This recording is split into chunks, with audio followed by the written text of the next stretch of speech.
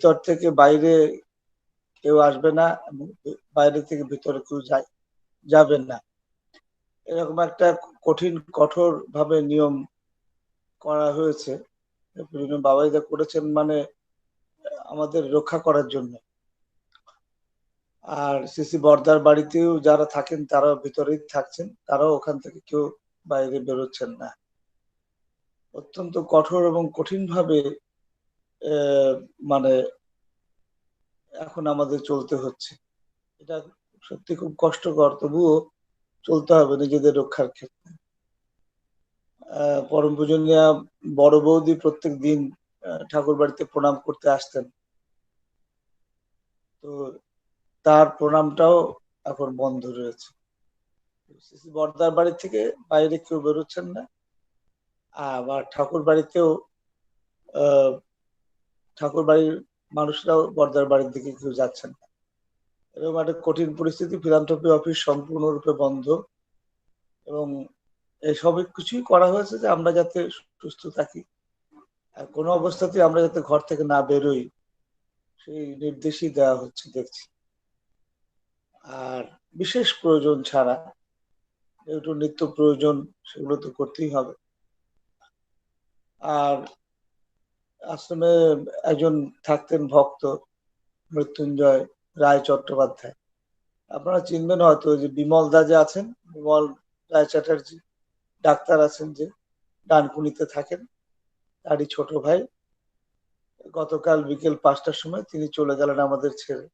স্বচ্ছগ ফিলান্থ্রপির একনিষ্ঠ কর্মী ছিলেন।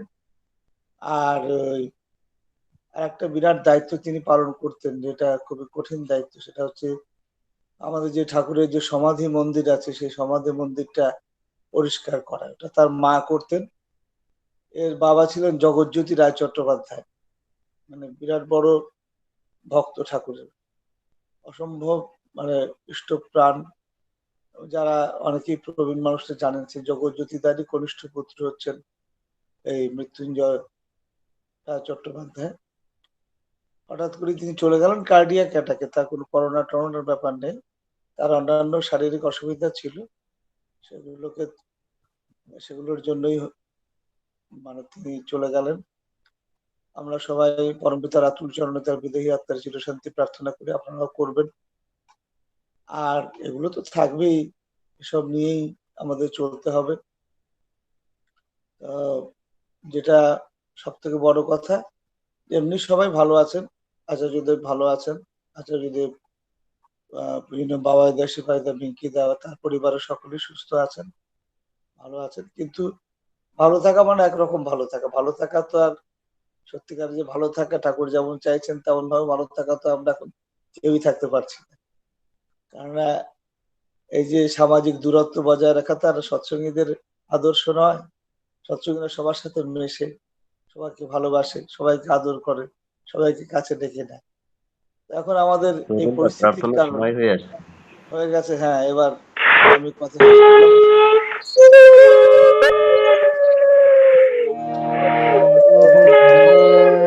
বন্দে পুরুষোত্তমম পুরুষোত্তমম বন্দে পুরুষোত্তমম। राधा स्वामी नाम जगावे तरे, कल कलेश सब नाश, सुख पावे सब दुख हरे। ऐसा नाम अपार कोई भेद न जाने, जो जाने सो पार बहुर न जग में जन्महि।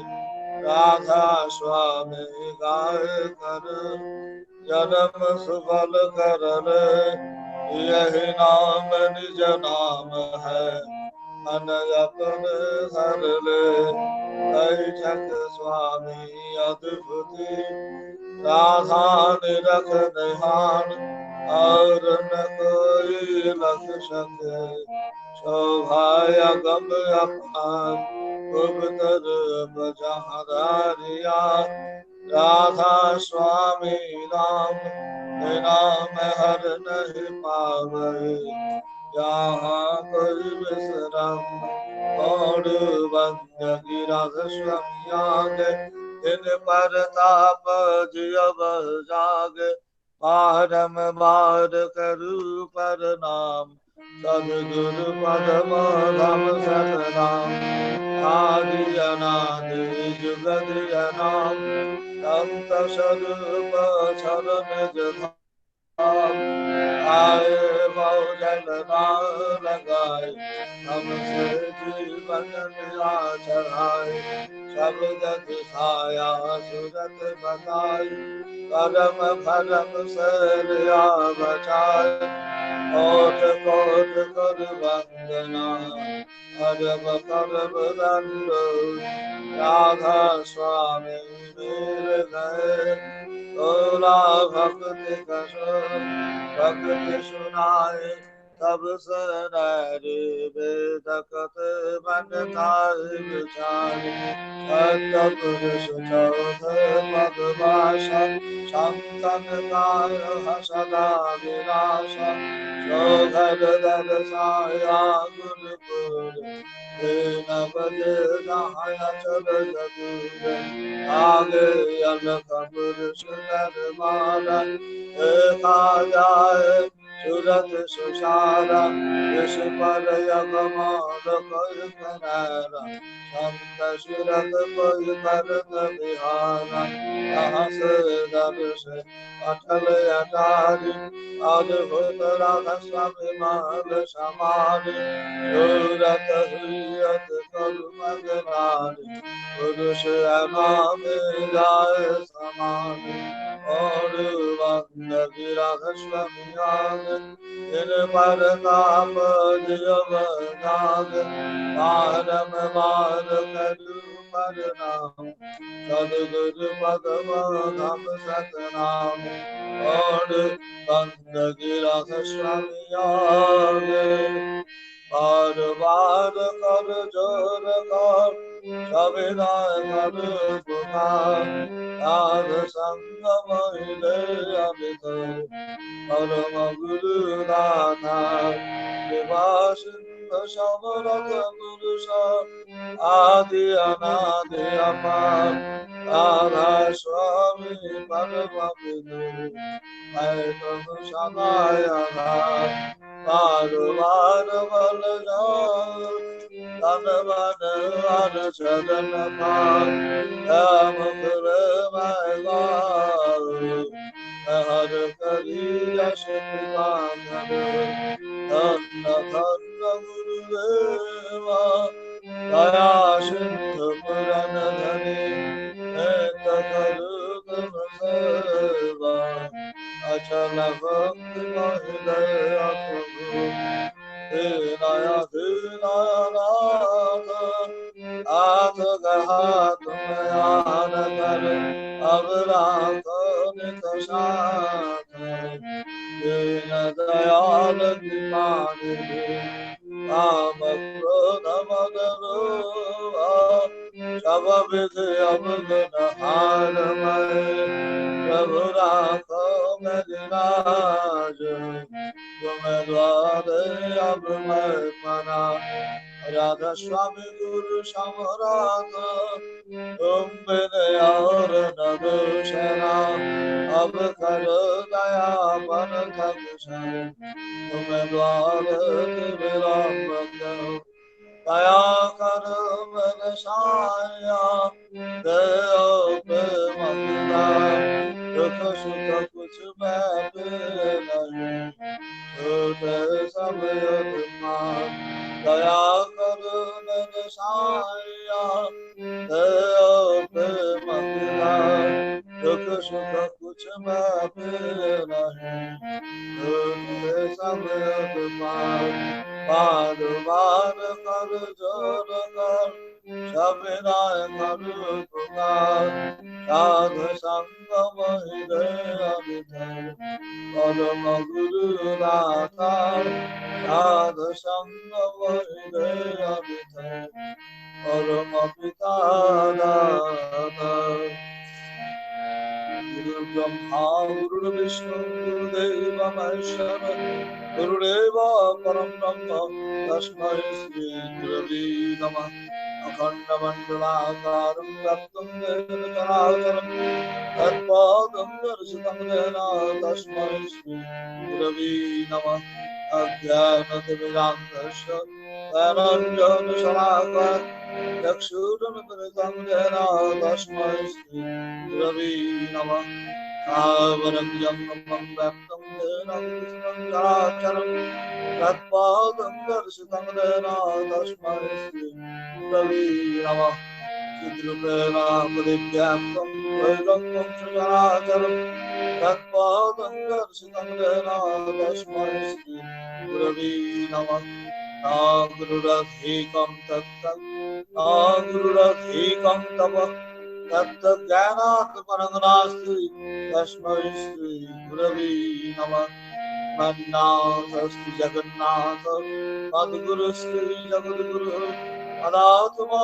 सर्वभूतात्मा तस्मै श्रीगुरवे नमः गुरुरादिर्नादिश्च गुरुः परमदैवतं गुरुः परतरं नास्ति तस्मै श्रीगुरवे नमः ब्रह्मानन्दं परमसुखदं केवलं ज्ञानमूर्तिं गन्धातीतं गगनसदृशं तत्त्वमस्यादिलक्ष्यम् एकं नित्यं विमलमचलं सर्वदेशाक्षिभूतं भावातीतं त्रिगुणरहितं सद्गुरुं नमामि सद्गुरुं नमामि सद्गुरुं नमामि।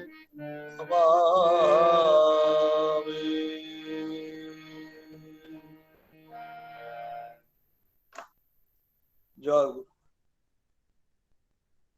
এখন আমরা বিশ্ব শান্তি কামনায় এবং যারা সৎসঙ্গের আয়োজন করেছেন তাদের পারিবারিক এবং পারিপার্শ্বিকের মঙ্গল কামনায় 2 মিনিট পরম দয়াল শ্রী ঠাকুরের নাম জপ করে আমরা তার রাতুল চরণে প্রার্থনা জানাবো। নামের সময় হলো।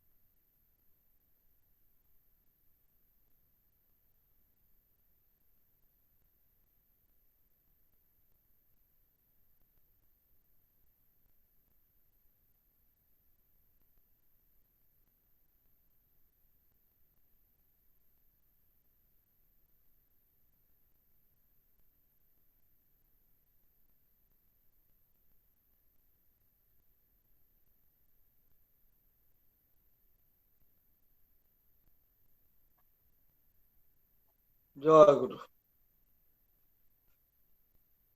পরম প্রেমময় শ্রী শ্রী ঠাকুর অনুকূল চন্দ্রের শ্রীহস্ত লিখিত গ্রন্থ সত্যানুসরণ পাঠ করছি। নির্ভর করো আর সাহসের সহিত অদম্য উৎসাহে কাজ করে যাও। লক্ষ্য রেখো তোমা হতে তোমার নিজের ও অন্যের কোনরূপ অমঙ্গল না আসে। দেখবে সৌভাগ্য লক্ষ্মী তোমার ঘরে বাঁধা থাকবে। কথায় আছে বীর ও ভোগ্যা বসুন্ধরা, তা ঠিক। বিশ্বাস, নির্ভরতা আর আত্মত্যাগ, এই তিনটি বীরত্বের লক্ষণ। জয় গুরু।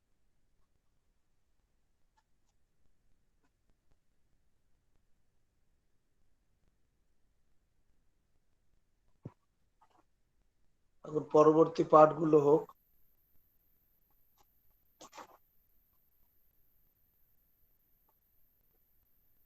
ইংরেজিতে পাঠ করতে, ইংরেজিতে শতানুসরণ পাঠ করবেন কে? না না না, ইংরেজি কেন, আপনি এবার নেক্সট গুলো পাঠ করেন। এবার নেক্সট যারা চলার সাথে আছে চলার সাথে পাঠ করেন। আচ্ছা, আমাদের আপনার শ্রদ্ধা তো ফ্যান, আপনার ফ্যানটা বন্ধ করুন দাদা, ফ্যানে আওয়াজ আসছে। ফ্যানটা বন্ধ করুন, ফ্যানটা বন্ধ। শ্রদ্ধেয় তরুণরা যে পড়লেন, আমি তো খুঁজে পাচ্ছি না জায়গাটা।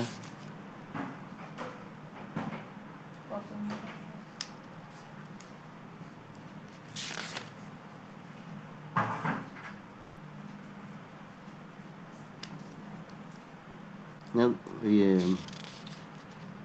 আমি খুঁজে পাচ্ছি না জায়গাটা। আগে তো 54-এ পড়ে হয়েছিল, এর আগে 54 আমার এসে হিন্দিতে 54 পেজের। পরম প্রেমময় শ্রী ঠাকুর অপার দয়ায় আজকের পবিত্র সৎসঙ্গে প্রার্থনা করলেন শ্রদ্ধেয় তরুণ পালদা। তিনি নাম জপ করলেন এবং পবিত্র গ্রন্থে চলার সাথে পাঠ করলেন। এই পবিত্র গ্রন্থ সত্যানুসরণ গ্রন্থ পাঠ করলেন। এবার আমাদের শ্রদ্ধেয় চন্দ্রকান্ত মণ্ডলদা আছেন চেন্নাই থেকে, তিনি আসবেন। তার আগে আমি বাণী পাঠগুলো একটু বলে দিচ্ছি। পবিত্র গ্রন্থে চলার সাথে পাঠ করছেন সভাপতি ঋত্বিক দেবতা শ্রদ্ধেয় মলয় কুমার বৈদ্য, বসিরহাট থেকে। জয় গুরু।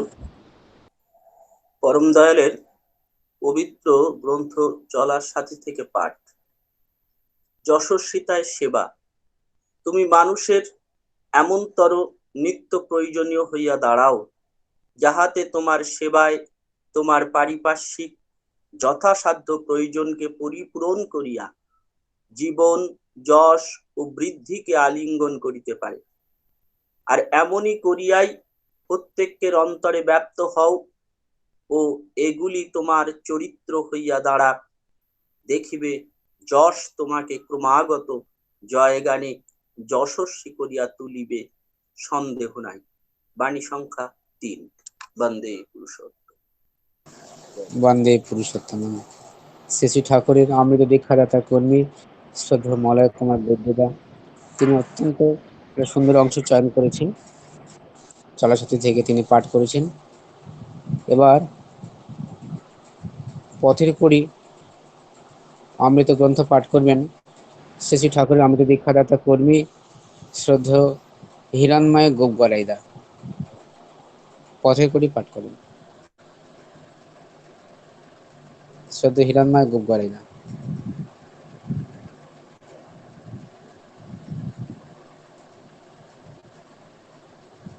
হিরণময় গোপগলাইদা, আপনি পথের কড়ি পাঠ করেন।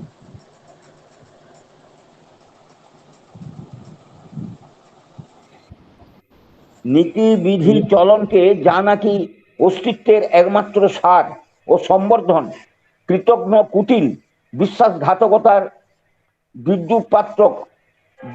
বিদ্যুপাত্মক অপরাধ উৎপাদী অস্বীকারের হীন সংক্রমতায় চালিয়ে দেয়।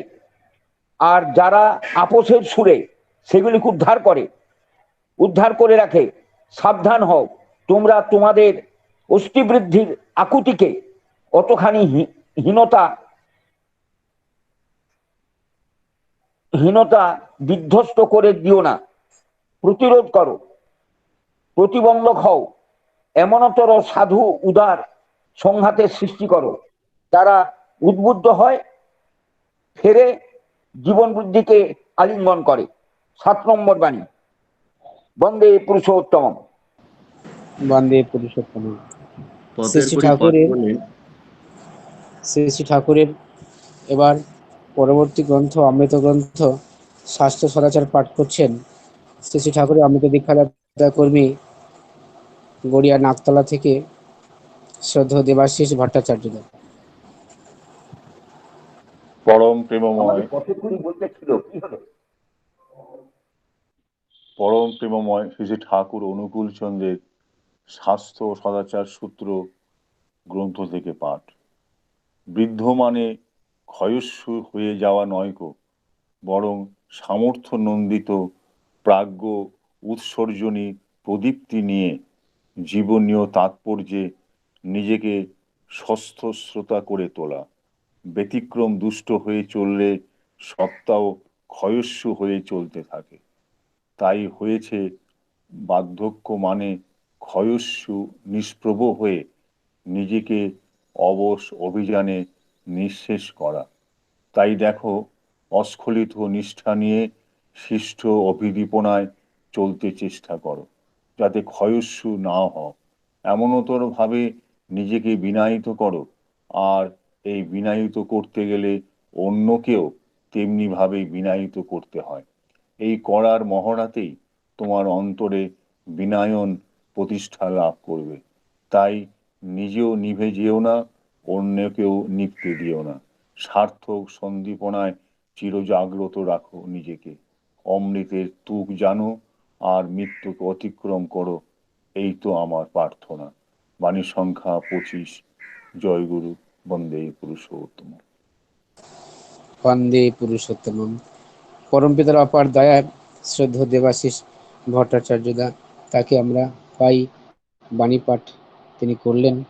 আমরা প্রার্থনা করি প্রভুর কাছে এবং তারও কাছে আমার আবেদন থাকলো, আপনি থাকবেন, আপনি থাকলে আপনার শক্তি পাই এবং প্রত্যেকে আমরা খুব সমৃদ্ধ হই আপনার এই বাণী পাঠ আমরা শুনি। এবার অমৃত গ্রন্থ বিবাহ বিধানা পাঠ করছেন অমৃত দীক্ষাদাতা কর্মী শ্রদ্ধেয় সুভাষ চক্রবর্তী দা, গড়িয়া বাগেরকুল মন্দির থেকে তরফ থেকে তিনি পাঠ করছেন। শ্রদ্ধেয় সুভাষ চক্রবর্তী দা। হ্যাঁ, জয় গুরু দাদা। জয় গুরু। পরম পুরুষ তিনি পরম দয়াল, ধারণ পালন পোষণার পরম উৎস। তাই তিনি পরম পাতা রক্ষয়িতা। আর তার ওই বিকিরণী পরিধিকেও অনেকে দয়াল দেশ বলে থাকে। তার দুটি কেন্দ্র, একটি স্থাষ্ণ, একটি চরিষ্ণু। স্থাষ্ণ স্থির, চরিষ্ণু স্বতঃ চলৎশীল। ওই স্থাষ্ণু ও চরিষ্ণু কেন্দ্র হতে বিচ্ছুরিত শক্তি আকর্ষণ বিকর্ষণ ও বিরমণের ভিতর দিয়ে সংঘাত পরিক্রমায় ভাঙা গড়ার আবর্তন সৃষ্টি করতে করতে যেখানে যেখানে সংগত হয়ে স্থির ও চরে যোগ নিবদ্ধ হয়ে যেসব সত্তা বিবর্তিত হয়ে উঠল ক্রমপর্যায়ে, সেইগুলি বহু পুরুষ। তাই বহু পুরুষ বলতে শুধু মানুষকেই বোঝায় না। সৃষ্টির আদিকণা বা অনুকোষ বিভিন্ন আবহাওয়ার ভিতর দিয়ে বিভিন্ন পর্যায়ে বিভিন্ন রকমে গুচ্ছীকৃত হয়ে যে সংগঠনের সহিত হয়ে চলতে লাগলো, অবচেতন চেতনা নিয়ে গুচ্ছ ক্রমান্বয়ে নানা রকমারির ভিতর ক্রমে ক্রমে তা থেকেই হয়ে উঠল জগতে জীবনের বা সত্তার আবির্ভাব। তার আদি উদ্বোধনাই হচ্ছে সত্যলোক, সত্তালোক বা সৎলোক। এই ক্রমের ভিতর দিয়ে ক্রমে তাতে আত্মবোধনার সৃষ্টি হতে থাকলো, অহংবোধের উদ্বোধন হতে লাগলো ক্রমস্ফুরণায়। তাকে সোহং পুরুষ বলতে পারা যায়। অহং পুরুষও বলতে পারা যায়। তাহলে এই জীব জগতে যত রকম গুচ্ছের সৃষ্টি হয়েছে সব তার আদিতেই আছে ওই সত্তার সংস্থিতি। এমনি করেই নানা রকমে পরিস্ফুট হতে লাগলো ভর দুনিয়ার যত রকমের যা কিছু আছে বিভিন্ন অভিব্যক্তিতে, যার উৎসৃজনী প্রবর্তনায় এই মূর্তনা সংগঠিত হয়ে চলে তিনিই ব্রহ্মা। আবার এই ক্রমগতি সংঘাত ও সংক্রমণ তাদের প্রত্যেকের ভিতরে সৃষ্টি করতে লাগলো সংস্কার। এই সংস্কারে সংন্যস্ত ও সংবুদ্ধ হয়ে যারা যেমনতর ভাবে উদ্ভিন্ন হয়ে উঠতে লাগলো সেগুলো সেই গুচ্ছেই বিন্যস্ত হয়ে চলতে থাকলো। আর এই গুচ্ছগুলিকে বর্ণও বলা যেতে পারে। আবার এই গুচ্ছ সংযোজনায় ব্যতিক্রম যেখানে হয়েছে সেখানেই হয়েছে শঙ্কর। শঙ্কর মানেই ব্যতিক্রম রঞ্জিত, দন্ত সময় কয় শঙ্কর মানেই ব্যতিক্রম রঞ্জিত। তার ভিতর বর্ণানুগ সংস্কারের বিশুদ্ধ রূপরেখার ন্যূনতাই দেখতে পাওয়া যায়। দেখা যায় ব্যতিক্রম অনুযায়ী অনুক্রমণ, তা ভালোও হতে পারে মন্দও হতে পারে। মিশ্রণ তৎপর্যানুপাতিক, যে যার আপুরায়মান তাকে যদি সে ওই ব্যতিক্রম সংক্রামিত করে তোলে, ওই আপুরায়মান সংহতি বা সংবর্ধনা ক্রমশ লোপ পেয়েই চলে। পুরুষ ও নারীর বিষদৃশ যোনি সংযোগ সম্ভূত রক্ত দুষ্টির ভিতর দিয়ে, তাই তাকে বলে প্রতিলোম। শাস্ত্রে তাই আছে প্রতিলোমাশ্চর্য বিগর্হিতা। আর্য বিগর্হিতা মানেই দৃষ্টি বিগর্হিতা।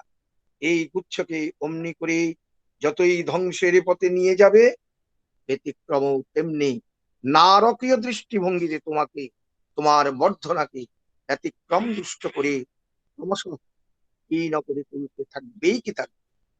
শঙ্কর যে অপ্রিয়মান যা কিছুকে সংক্রামিত করে তাকে ক্ষীণ বীর্য করে তুলেছে, সে দুনিয়ার বুকে কৃষ্টিহারা ব্যতিক্রম দুষ্ট বিষাক্ত অনুচলনে বিষিয়ে বিষিয়ে নিজেকে ধ্বংসের পথে নিয়ে যাচ্ছে বা নিয়ে যেতেই থাকে।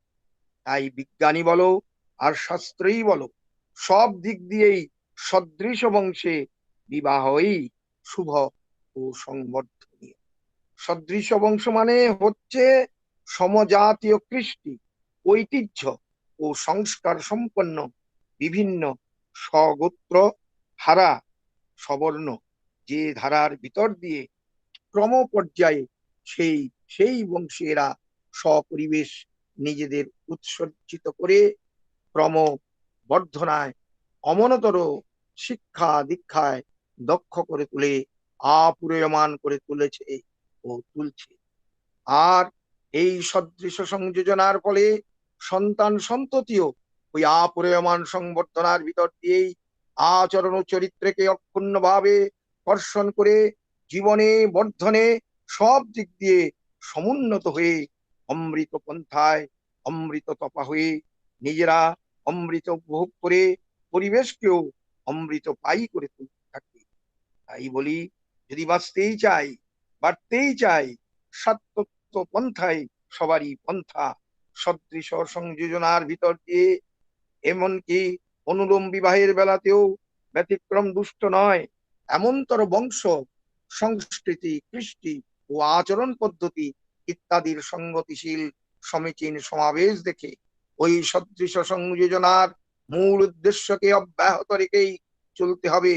অর্থাৎ উৎকৃষ্ট কুলের ছেলের সাথে তদপেক্ষা ন্যূন কৃষ্টি সম্পন্ন ঘরের মেয়েকে বিবাহ দিতে হবে, যদি তাদের ভিতর সুষ্ঠু সংগতি সুপ্রকট হয়ে থাকে। মনে রাখতে হবে, সদৃশ মানে কিন্তু অবিকল বা এক বা সমান নয় কো। এই আমি যা বুঝি, যা দেখেছি, যা হয়ে থাকে তদ বিষয়ে আমার যা ধারণা। সৃজন প্রকরণ খামখেয়ালি নয় কো।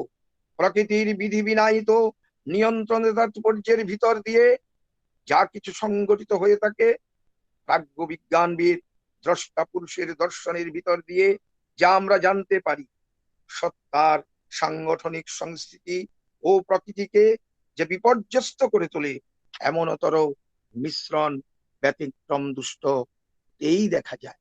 তাই বলি সৃষ্টিটা অন্য সৃষ্টি নয়, কিন্তু অন্য সৃষ্টি যা কিছু আমাদেরই বেকুব বুদ্ধির দুর্বিনীত গর্বী প্রবৃত্তির অসাত্যত অভিযান সম্ভূতই হয়ে থাকে সাধারণত। এই যা বুঝি। বাণী সংখ্যা 265। জয় গুরু। জয় গুরু দাদা। পরমপিতা অপার দয়ায় অত্যন্ত নিষ্ঠার সঙ্গে একটা কতগুলো শ্রী শ্রী ঠাকুরের অমৃত গ্রন্থ বিবাহ বিধানা থেকে অমৃত অংশ আমরা পাঠ শুনলাম। সত্যি আমরা খুব সমৃদ্ধ হলাম। প্রভুর অপার দয়া, প্রভুর কথাগুলো সত্যি আমরা যে শুনলাম, এত সুন্দর অমৃত কথাগুলো, এ প্রভুর অপার দয়া। শ্রদ্ধেয় সুভাষ চক্রবর্তী তিনি পাঠ করলেন। এতক্ষণ আমরা বাণী পাঠ শুনলাম। প্রভুর কাছে শ্রীচরণে প্রার্থনা করি যারা পাঠ করলেন এবং যারা পাঠ শুনলেন প্রত্যেকের অমৃত জীবন প্রার্থনা করি। এবার আমরা শ্রী শ্রী ঠাকুরের অপার দয়ায় দেওঘর থেকে শ্রদ্ধেয় তরুণ পাল্লা যুক্ত আছেন। তার কাছ থেকে আমরা শ্রী শ্রী ঠাকুরের বিধানে আমাদের সৎসঙ্গীতে কেমন চরিত্র হওয়া উচিত সে বিষয়ে আমরা শুনবো। তার আগে তিনি একটি ভজন পরিবেশন করবেন, তারপরে তিনি সে বিষয়ে আলোকপাত করবেন। প্রভুর কাছে প্রভুকে নিয়ে আমরা আরো সুন্দর করে এইভাবে যদি চলতে পারি সে সম্বন্ধে তিনি আমাদেরকে সমৃদ্ধ করবেন। প্রভুর অপার দয়া। আমি শ্রদ্ধা তরুণ পালদাকে প্রার্থনা করছি আপনি আসেন। আর তারপরে তরুণ পালদা ইষ্টপ্রসঙ্গ হয়ে গেলে আমাদের শ্রদ্ধেয় দীক্ষাদাতা কর্মী চন্দ্রকান্ত মণ্ডলদা তামিলনাড়ু থেকে যুক্ত আছেন, তিনি পরবর্তী অংশগুলো কন্টিনিউ করবেন। জয় গুরু। সবাইকে আমার আন্তরিক শ্রদ্ধা এবং জয়গুরু জানাই।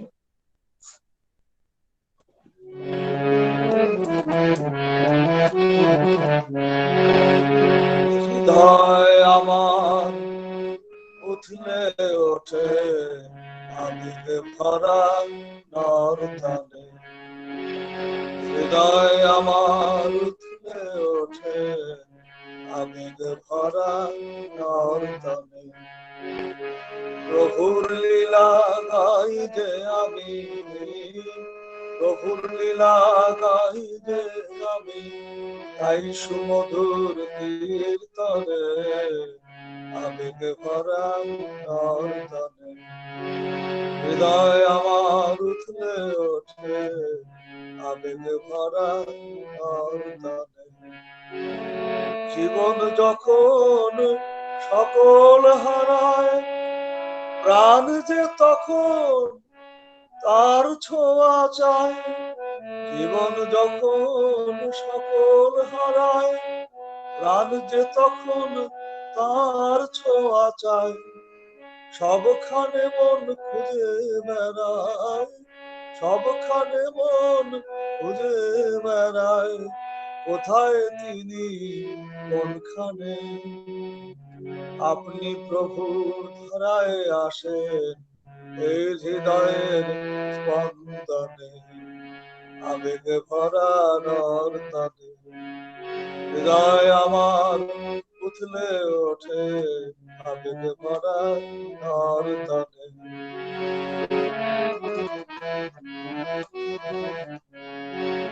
প্রেমের প্রেমের জোয়ারে আজ ভাসবো মোরা হে মহারাজ, প্রেমের প্রেমের জোয়ারে আজ ভাসবো মোরা হে মহারাজ, মোর সম্মুখে রাজধিরাজ, মোর সম্মুখে রাজধিরাজ তাকিয়ে আছেন মোর পানে, এবার পুজবো তারি রাতুল চরণ নিষ্ঠা ভক্তি চন্দনে, এবার পুজবো তারি রাতুল চরণ নিষ্ঠা ভক্তি চন্দনে, হৃদয় আমার উঠলে ওঠে আবেগে ভরা নর্তনে, প্রভুর লীলা গাই যে আমি, প্রভুর লীলা গাইতে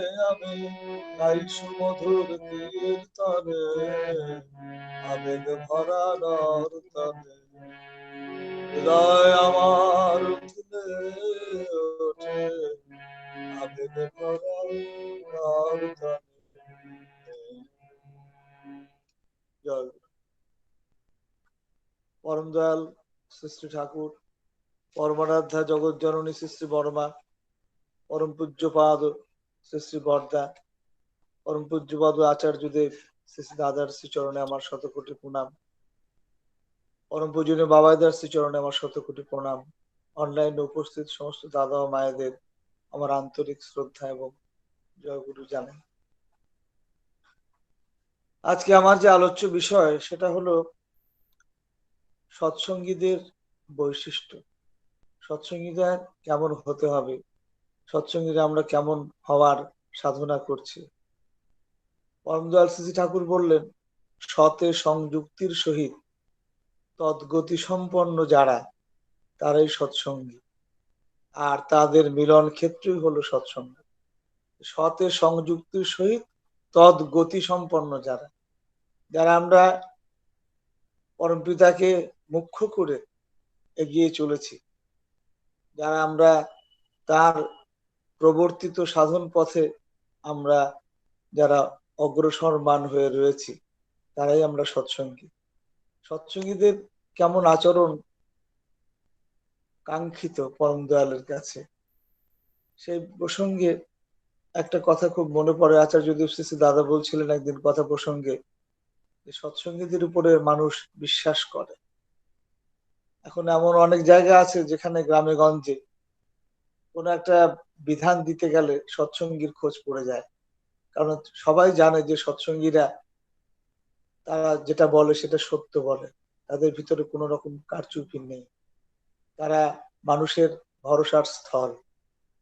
এভাবে সৎসঙ্গীরা মানুষের ভরসার স্থল হয়ে উঠেছে। মানুষ ভক্তি করে, বিশ্বাস করে, ভালোবাসে সৎসঙ্গীদের। সে আমরা আরো থেকে আরোতর ভাবে কেমন করে আমরা ঠাকুরের স্বপ্নকে পূরণের জন্য অগ্রসরমান হব, সে সম্বন্ধেই আজকে দু একটি কথা আমি বলছি। মানুষের সঙ্গে মানুষ উপায় করা হচ্ছে আমাদের সৎসঙ্গীদের মূল লক্ষ্য। মানুষের দোষ দেখিয়ে কথা বলাটা উচিত নয়। পরম দয়াল শ্রী ঠাকুর এটা আমাদের স্মরণ করিয়ে দিচ্ছেন। মানুষের প্রতি স্বার্থান্বিত হয়ে যথাসম্ভব হৃদ্যভাবে তার ভুলটা তাকে ধরিয়ে দিলে সে অনুতপ্ত হয়ে নিজের ভুলটা শোধরাতে চেষ্টা করবে। যে কথা 10 জনের সামনে বললে সে চটে যায়, সে কথা তাকে গোপনে ডেকে বললে সে নিজের দোষ স্বীকার করে সংশোধন করতে থাকবে। মানুষকে নিয়ে চলতে এবং মানুষের ভালো করতে গেলে বিশেষ বোধ, বিবেচনা, সহ্য, ধৈর্য, প্রীতি আমাদের থাকা চাই, নতুবা মানুষ উপায় করা যাবে না। যে ব্যক্তি মানুষ উপায় করতে পারে সে সহজে টাকাও উপায় করতে পারে। এটা আমাদের পরম দয়ালেরই শিক্ষা। যারা আমরা পরম পিতার মহানাম পেয়েছি তারা আমরা ভাগ্যবান। এই যে জীবনের একটা সুসংবাদ, পরম পিতাকে লাভ করা, এটা অত্যন্ত সুখের বিষয় আমাদের কাছে। এই সুখের কথা মানুষের কাছে বলা দরকার। এই কথা বলে নিজে সুখী হবে এবং এই কথা শুনিয়ে মানুষকে সুখী করবে। এই কথা বলতে গিয়ে সে অপরকে সেবা দেবে, মানুষকে উপকার করবে। যে ব্যক্তি আন্তরিকতার সঙ্গে যজন যাজন ইষ্টপ্রীতি করে, যে ব্যক্তি মানুষের আপদে বিপদে দুঃখে কষ্টে সাধ্যমতো সহানুভূতি সম্পন্ন হয়, যে ব্যক্তি বাধা বিঘ্নে ডরায় না, যে খানিকটা পরিশ্রমী, যার স্বাস্থ্য মোটামুটি চলনসই, সে ব্যক্তিকে কখনো অভাব পীড়িত হয়ে হাহাকার করে বেড়াতে হবে না। কিছুদিন এইভাবে চলনে চললে তার অবস্থাও ফিরতে বাধ্য। পরম দয়াল শ্রী ঠাকুর এই আচরণগুলো কি সৎসঙ্গীর আচরণ বলে অভিহিত করেছেন।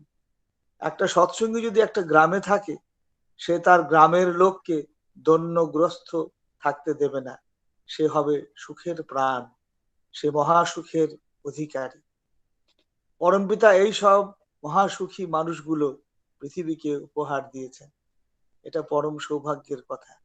চারিদিকে মানুষ সবসময় যখন স্বার্থের কথা ছাড়া ভাবে না, নিজের মা বাপ ভাই বোনকে পর্যন্ত খেতে দেয় না, সেই রাজ্যে মানুষের ত্যাগ বুদ্ধি বড় কম কথা নয়। একটি সৎসঙ্গী যেখানে থাকে, সেই পরিবেশ সেই সৎসঙ্গীর প্রভাবে এমন প্রভাবান্বিত হয় এবং অলক্ষ্যে তারা সবসময় পাশে থেকে তাদেরকে সহযোগিতা করে।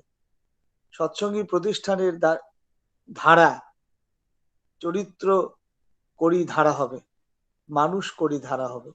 মানুষ হওয়ার মূলে আছে ইষ্টস্বার্থী যোগ্যতা ও আত্মনিয়ন্ত্রণ। সৎসঙ্গীদের ইষ্টস্বার্থী হতে হবে, মানুষ স্বার্থী হতে হবে, এটা তো আমরা জানি। ব্যক্তিগতভাবে তার কোনো প্রত্যাশা থাকবে না।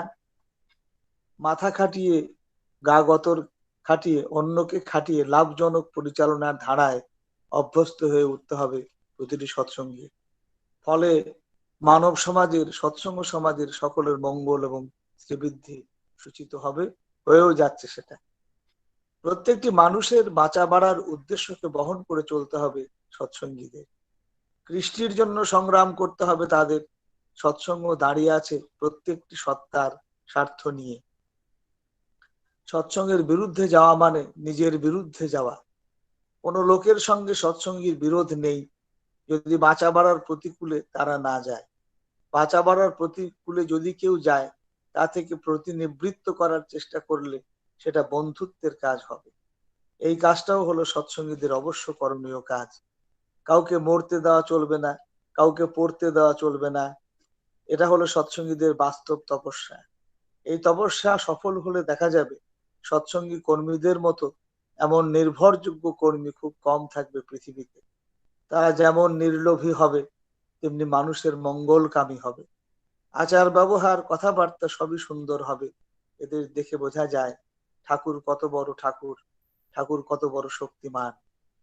সৎসঙ্গীরা সকলেই সংহিত সম্পন্ন। পারিবারিক স্বার্থ দেখতে গিয়ে পরিবার দেশ সমাজ জাতীয় জগৎকে খতম করার বুদ্ধি তাদের থাকে না।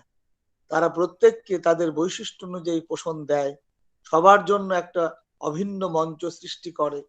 গুরুর উপর টান যদি হয়, তবে গুরু ভাইয়ের প্রতি টান না হয়ে পারে না। এটাই হলো সংহতির কেন্দ্রবিন্দু। সৎসঙ্গের আদর্শ সফল করে তুলতে হলে সবাইয়ের যাতে উন্নতি হয় সেদিকে লক্ষ্য রাখতে হবে। সমাজ ব্যবস্থা বিবাহ ব্যবস্থা ইত্যাদি সম্বন্ধে ঋষিরা সংহিতায় যে বিজ্ঞানের নির্দেশ করে গেছেন তা সময়ের মধ্যে চালিয়ে দিতে হবে।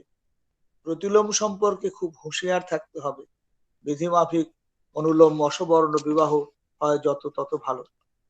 পরিপূরণী এক আদর্শের অনুসরণ বিহিত সবর্ণ অনুলোম অসবর্ণ বিবাহ, এই দুটি জিনিস সমাজের মধ্যে সকল সম্প্রদায়ের মধ্যে চালিয়ে দিতে হবে। পরমপিতার কথা লোকের কাছে পরিবেশন করতে হবে, মানুষগুলোকে যুক্ত ও সংহত করে তুলতে হবে এবং এক আদর্শে অন্তরাশী করে তুলতে হবে। সকল পন্থীকে সংহত করে তুলতে হবে। বৈশিষ্ট্য অনুসরণ, আদর্শ অনুসরণ, পারিপার্শ্বিকের সেবা, জীবিকার্জন, ধর্ম কর্ম কাম মোক্ষ সবই আমাদের আর্য বিধানে এক সূত্রে গাঁথা ছিল, যেগুলো প্রবর্তন করলে ইষ্ট বাঁচবে, কৃষ্টি বাঁচবে, তারা দেশকে বাঁচাতে পারবে। যা সপারিপার্শ্বিক আমাদের বাঁচা বাড়ার অন্তরায়, তা আমাদের বর্জনীয়। যারা সৎসঙ্গীকে উপেক্ষা করে তাদের জীবন বৃদ্ধির জন্য আমাদের চেষ্টা করা দরকার। প্রত্যেকের ভিতর অসৎ যা আছে তা আমাদের সাধ্যমতো নিরোধ করা দরকার। আমি সৎসঙ্গী মানে আমি প্রত্যেকের জীবন বৃদ্ধির সঙ্গী। সৎসঙ্গী মানে সবাইয়ের বাঁচা বাড়ার সেবক হওয়া। ভাবতে হবে তুমি এবং তোমার স্ত্রী পুত্রাদি সকলেই ঠাকুরের জন্য। সবকিছু ইষ্টের ও ইষ্টার্থে এই বোধটা থাকলে কিছু স্বার্থ ইষ্ট স্বার্থের অঙ্গীভূত হয়ে ওঠে। যারা যে কোনো রকমে দয়ালকে ভালোবাসে তারাই সৎসঙ্গী। সত্তা সম্বর্ধনকামী প্রত্যেক লোক স্ব স্ব বৈশিষ্ট্যকে অক্ষুণ্ণ রেখে সৎসঙ্গে অবস্থান করতে পারবে। প্রত্যেক মহাপুরুষকে অবিকৃত ভাবে পরিবেশন করা এবং ধর্মের গ্লানি দূর করাই সৎসঙ্গের উদ্দেশ্য। যে কোনো প্রতিষ্ঠান এই কাজে ব্রতী হলে তারা সৎসঙ্গীদের অন্তরঙ্গ বন্ধু। পূর্বতনের নাম করে যদি কোনো সংস্থা তার নীতি বিরোধী কিছু করে, তাহলে সৎসঙ্গ তাতে সায় দিতে পারে না, কারণ সৎসঙ্গীরা ওই পূর্বতনকে ভালোবাসেন। ওই পূর্বতনকে প্রতিষ্ঠা করে তাদের অন্যতম কাজ। সৎসঙ্গীরা নিজ বৈশিষ্ট্য অনুযায়ী চলবে, পরিবেশকেও তাদের বৈশিষ্ট্য অনুযায়ী চলতে সাহায্য করবে। পরমপিতা সবারই, সৎসঙ্গ সেইরূপ সকলেরই। সকল প্রদেশের বৈশিষ্ট্য সম্মত রীতিসূত্র নিবদ্ধ জীবন বৃদ্ধির জন্যই গজিয়ে উঠেছে, টিকে আছে, আজও টিকে থাকবে সৎসঙ্গ যুগ যুগ ধরে। এই হলো মোটামুটি ভাবে আমাদের সৎসঙ্গীদের বৈশিষ্ট্য। আমাদের এইভাবে পরমপিতার কেন্দ্রিক হয়ে পরমপিতা যা চান আমাদের কাছে তা আমাদের হয়ে উঠতে হবে। পরম দলের আতুল চরণে আমি প্রত্যেকের চিরমঙ্গল প্রার্থনা করে আজকের মতো এখানে শেষ করছি। জয় গুরু। জয় গুরু। আমাদের শ্রদ্ধেয় তরুণ কুমার পালদা পরম পিতার অপূর্ব দিশা নির্দেশ, প্রত্যেকটা সৎসঙ্গী গুরু ভাই বোন আমরা যারা আছি কি পালন করলে, কীভাবে করলে, অন্তত চেষ্টা করার দরকার। চেষ্টা করলে আমরা সপারিপার্শ্বিক সুখে শান্তিতে থাকতে পারবো, মঙ্গলের অধিকারী হয়ে উঠব, সেই বিষয়ে বললেন। আমরা চেষ্টা করব এই কথাগুলো মাথায় রেখে জীবনে প্রতিফলিত করার। শ্রদ্ধেয় তরুণ কুমার পালদার সর্বাঙ্গীন, তাঁর পরিবার, পরিবেশ সকলের সর্বাঙ্গীন মঙ্গল কামনা করি। এরপরে আছেন আলোচনা ইষ্ট প্রসঙ্গে শ্রদ্ধেয় ডক্টর দিলীপ কুমার ভট্টাচার্যদা। আমাদের মহা সৌভাগ্য, আমরা তাঁকে এই সময় পেয়েছি। এখন কোভিডের আতঙ্কে সবাই আমরা ভীতত্রস্ত আছি। সকলেই বলছেন এতে আতঙ্কিত হওয়ার কোনো দরকার নেই, আতঙ্কিত হলে আরও আমরা কিন্তু বেশি সাফার করব। এই বিষয়ে শ্রদ্ধেয় দিলীপ কুমার ভট্টাচার্যদা ইষ্ট প্রসঙ্গ করবেন। দিলীপ কুমার ভট্টাচার্যদা।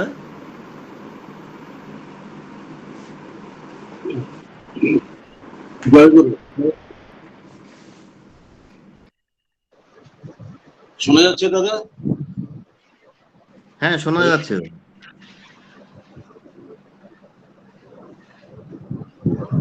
বন্দে লোকতিলকম সত্যত বার্তা বিভূষণম অমরকৃত্য সারণম প্রবুদ্ধ লোক জীবনম প্রণয় প্রমুক্ত জাগদীপনম বন্দে জীবনম সৎপুরুষম। আজকে আমাকে কোভিড সম্বন্ধে বলা হচ্ছে। তো যেহেতু চিকিৎসক, এখন যে অসুবিধা আছে তার সম্বন্ধে করতেই হবে। বেশ কিছুদিন ধরে এই স্বাস্থ্য সদাচার কোভিড এই সম্বন্ধে বিভিন্ন চ্যানেলে বিভিন্ন জায়গায় বলতে বলতে মনে হচ্ছে যে একটু অন্যভাবে বলা যাক। তো আমি রোগ প্রতিষেধক এবং এই সম্বন্ধে বলবো, কিন্তু ঠাকুরকে নিয়েই শুরু করে যাক আজকে। অভক্ত অচিন্ত যে ভগবান, তাকে আমরা কল্পনায় আনতে পারি না। তাকে আমরা কোনো ব্যক্ত নররূপে ব্যক্ত হয়ে উনি যখন আসেন, তার মধ্যেই তাকে আমরা অনুভব করতে পারি, বুঝতে পারি। আমাদের মতন যখন উনি আসেন তখন তাকে বোঝেন। ভগবান বাস্তবতায় কি চলার সাথীদের ঠাকুর বলেছেন, না জানার কল্পনায় তুমি তোমার ভগবানকে মূর্ত করিতে চেষ্টা করিও না। ব্যর্থতা চির অবসন্ন হবার পথ সৃষ্টি করিও না। যেখানে তোমার সর্ব বা অধিকাংশ ব্যক্তি সার্থক হয়, সেখানে তোমার প্রয়োজন ভালোবাসা, ভক্তি ও প্রেমকে নিয়োজিত করো। তোমার ভগবান সেখানেই তোমার পথে প্রকট হইয়া উঠিলেন। যেমন শ্রীকৃষ্ণে অর্জুনের ভগবান, সেইভাবে শ্রীরামচন্দ্রের হনুমানের ভগবান, সেইভাবে শ্রীরামকৃষ্ণের স্বামী বিবেকানন্দ, যিনি রবীন্দ্রনাথ দত্ত ছিলেন, বা গিরিশ ঘোষের ভগবান, সেইভাবে আমাদের শ্রী শ্রী ঠাকুর অনুকূল চন্দ্র যখন আসলেন,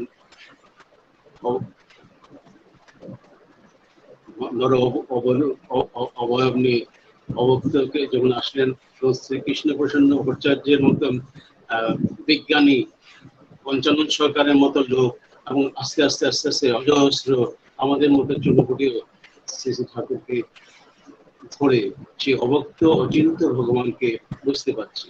এবং তার মুখে আমরা আস্তে আস্তে জানতে পারছি কিভাবে চলবো, কিভাবে চলবো না, কি করব না। অজস্র বিধান উনি দিয়ে গেছেন।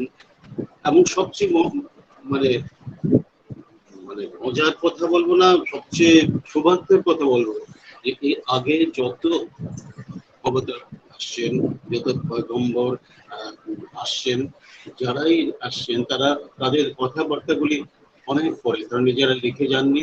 যা বলে গেছেন বলে বলা হয়েছে, সে অনেক দিন পরে প্রকাশিত হয়েছে।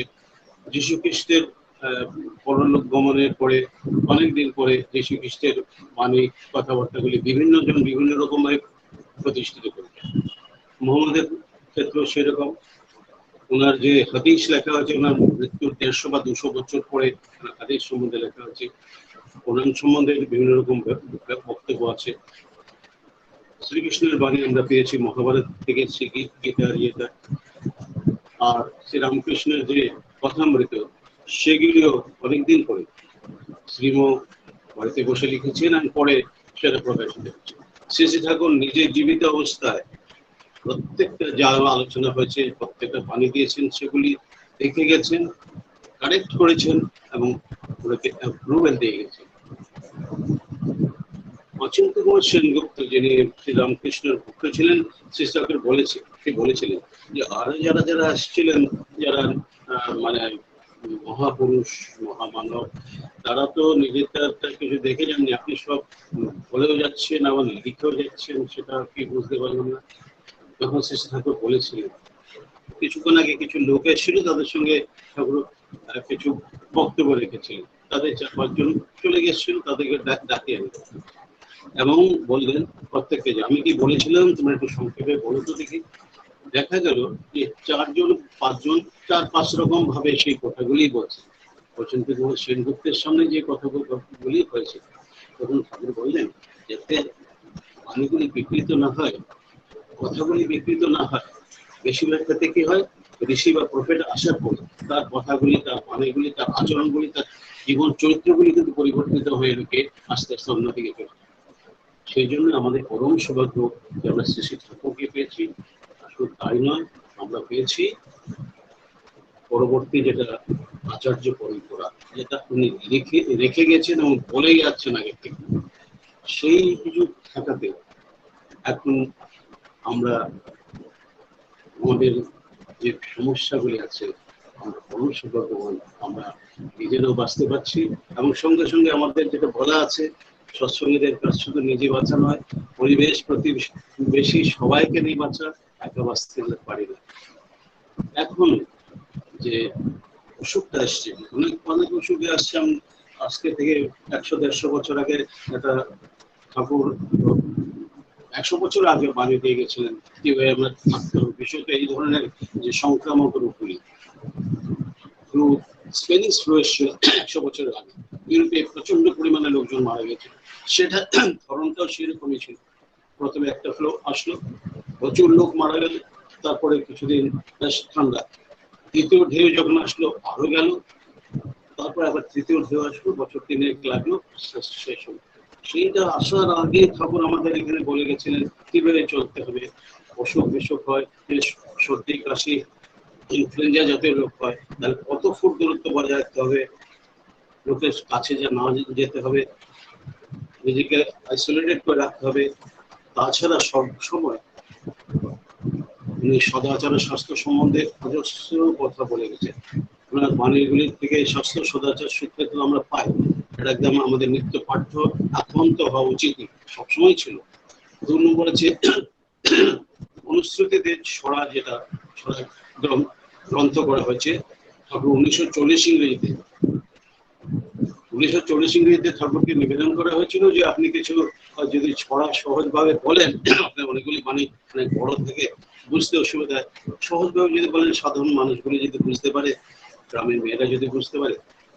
ঠাকুর বললেন আমি তো সেবে ভেবে কিছু বলি না, যে আমাদের আসে মাথা সেটাই বলি, ঠিক আছে আমি দেখি। 1940 পর থেকে অজস্র এরকম ছোট ছোট ছড়া 2-4 লাইনের মতন করে, 15 বছরের মতন করে এমন সব ছড়া দিয়েছেন, যার 2888টা অলরেডি খণ্ড অনুশ্রুতিতে প্রকাশিত হয়েছে এবং আরো 2-1টা পরে প্রকাশিত হয়েছে। সেই বই অনুশ্রুতিতে স্বাস্থ্য সদাচার সম্বন্ধে তৃতীয় খণ্ডতে অনেক কথা আছে যেগুলি খুব সাধারণভাবে বলা হয়েছে। ঠাকুর বলেছেন আমি চেষ্টা করেছি যেগুলি গ্রামের মেয়েরা সহজভাবে বলার চেষ্টা করেছি, গ্রাম্য ভাষা বলতে চেষ্টা করেছি, যে গ্রামের মেয়েরাও যেন রান্না করতে করতে বইটা খুলে অনুষ্ঠিত বইটা খুলে দেখে পরে বুঝতে পারে। আর মেয়েরা যদি বলছে, আমরা যেটা জানি ডাক্তার হিসেবে বলছি, আমরা সবসময় আমরা যে কোনো প্রচার যখন করি স্বাস্থ্য সম্বন্ধে মহিলাদেরকে টার্গেট করি। ওনারা যদি একটা মহিলাকে যদি আমরা বোঝাতে পারি, তাহলে একটা সমস্ত পরিবারকে বোঝাতে পারি। সেই মহিলা তার স্বামী, তার শ্বশুর শাশুড়ি যদি থাকে, তার দেওর ননদ যদি থাকে, তার ছেলে মেয়ে, তাদের মধ্যে সেই জিনিসটা জড়িয়ে দিতে হবে। পুরুষ মানুষদের আমরা বলি সেটা ততটা কিছু কাজে লাগে না, বেশি ক্ষেত্রে মহিলাদের সকল মহিলাদেরকেও টার্গেট করেছেন অনুশ্রুতিতে, এবং নারীর নীতিতে বলুন আর চলার সাথীতেই বলুন, সব বইগুলিতে ঠাকুর স্বাস্থ্য এবং সদাচারের সম্বন্ধে বেশি বলে গেছে। কারণ বাঁচাবার আর মর্মজা ধর্ম বলে জিনিস থাকে, বাঁচতে নড়ে যা যা লাগে আর বিদ্যমান থেকে জানাটাই হচ্ছে বৌদ্ধের কাজ। বিদ্যমানতা কি, সেটা হচ্ছে এক্সিস্টেন্ট, কি করে বাঁচতে পারি, কি করে বাঁচতে পারি। এখন আমি আসি একটা কথা, ঠাকুরের বাড়িই বলবো কিছু কিছু।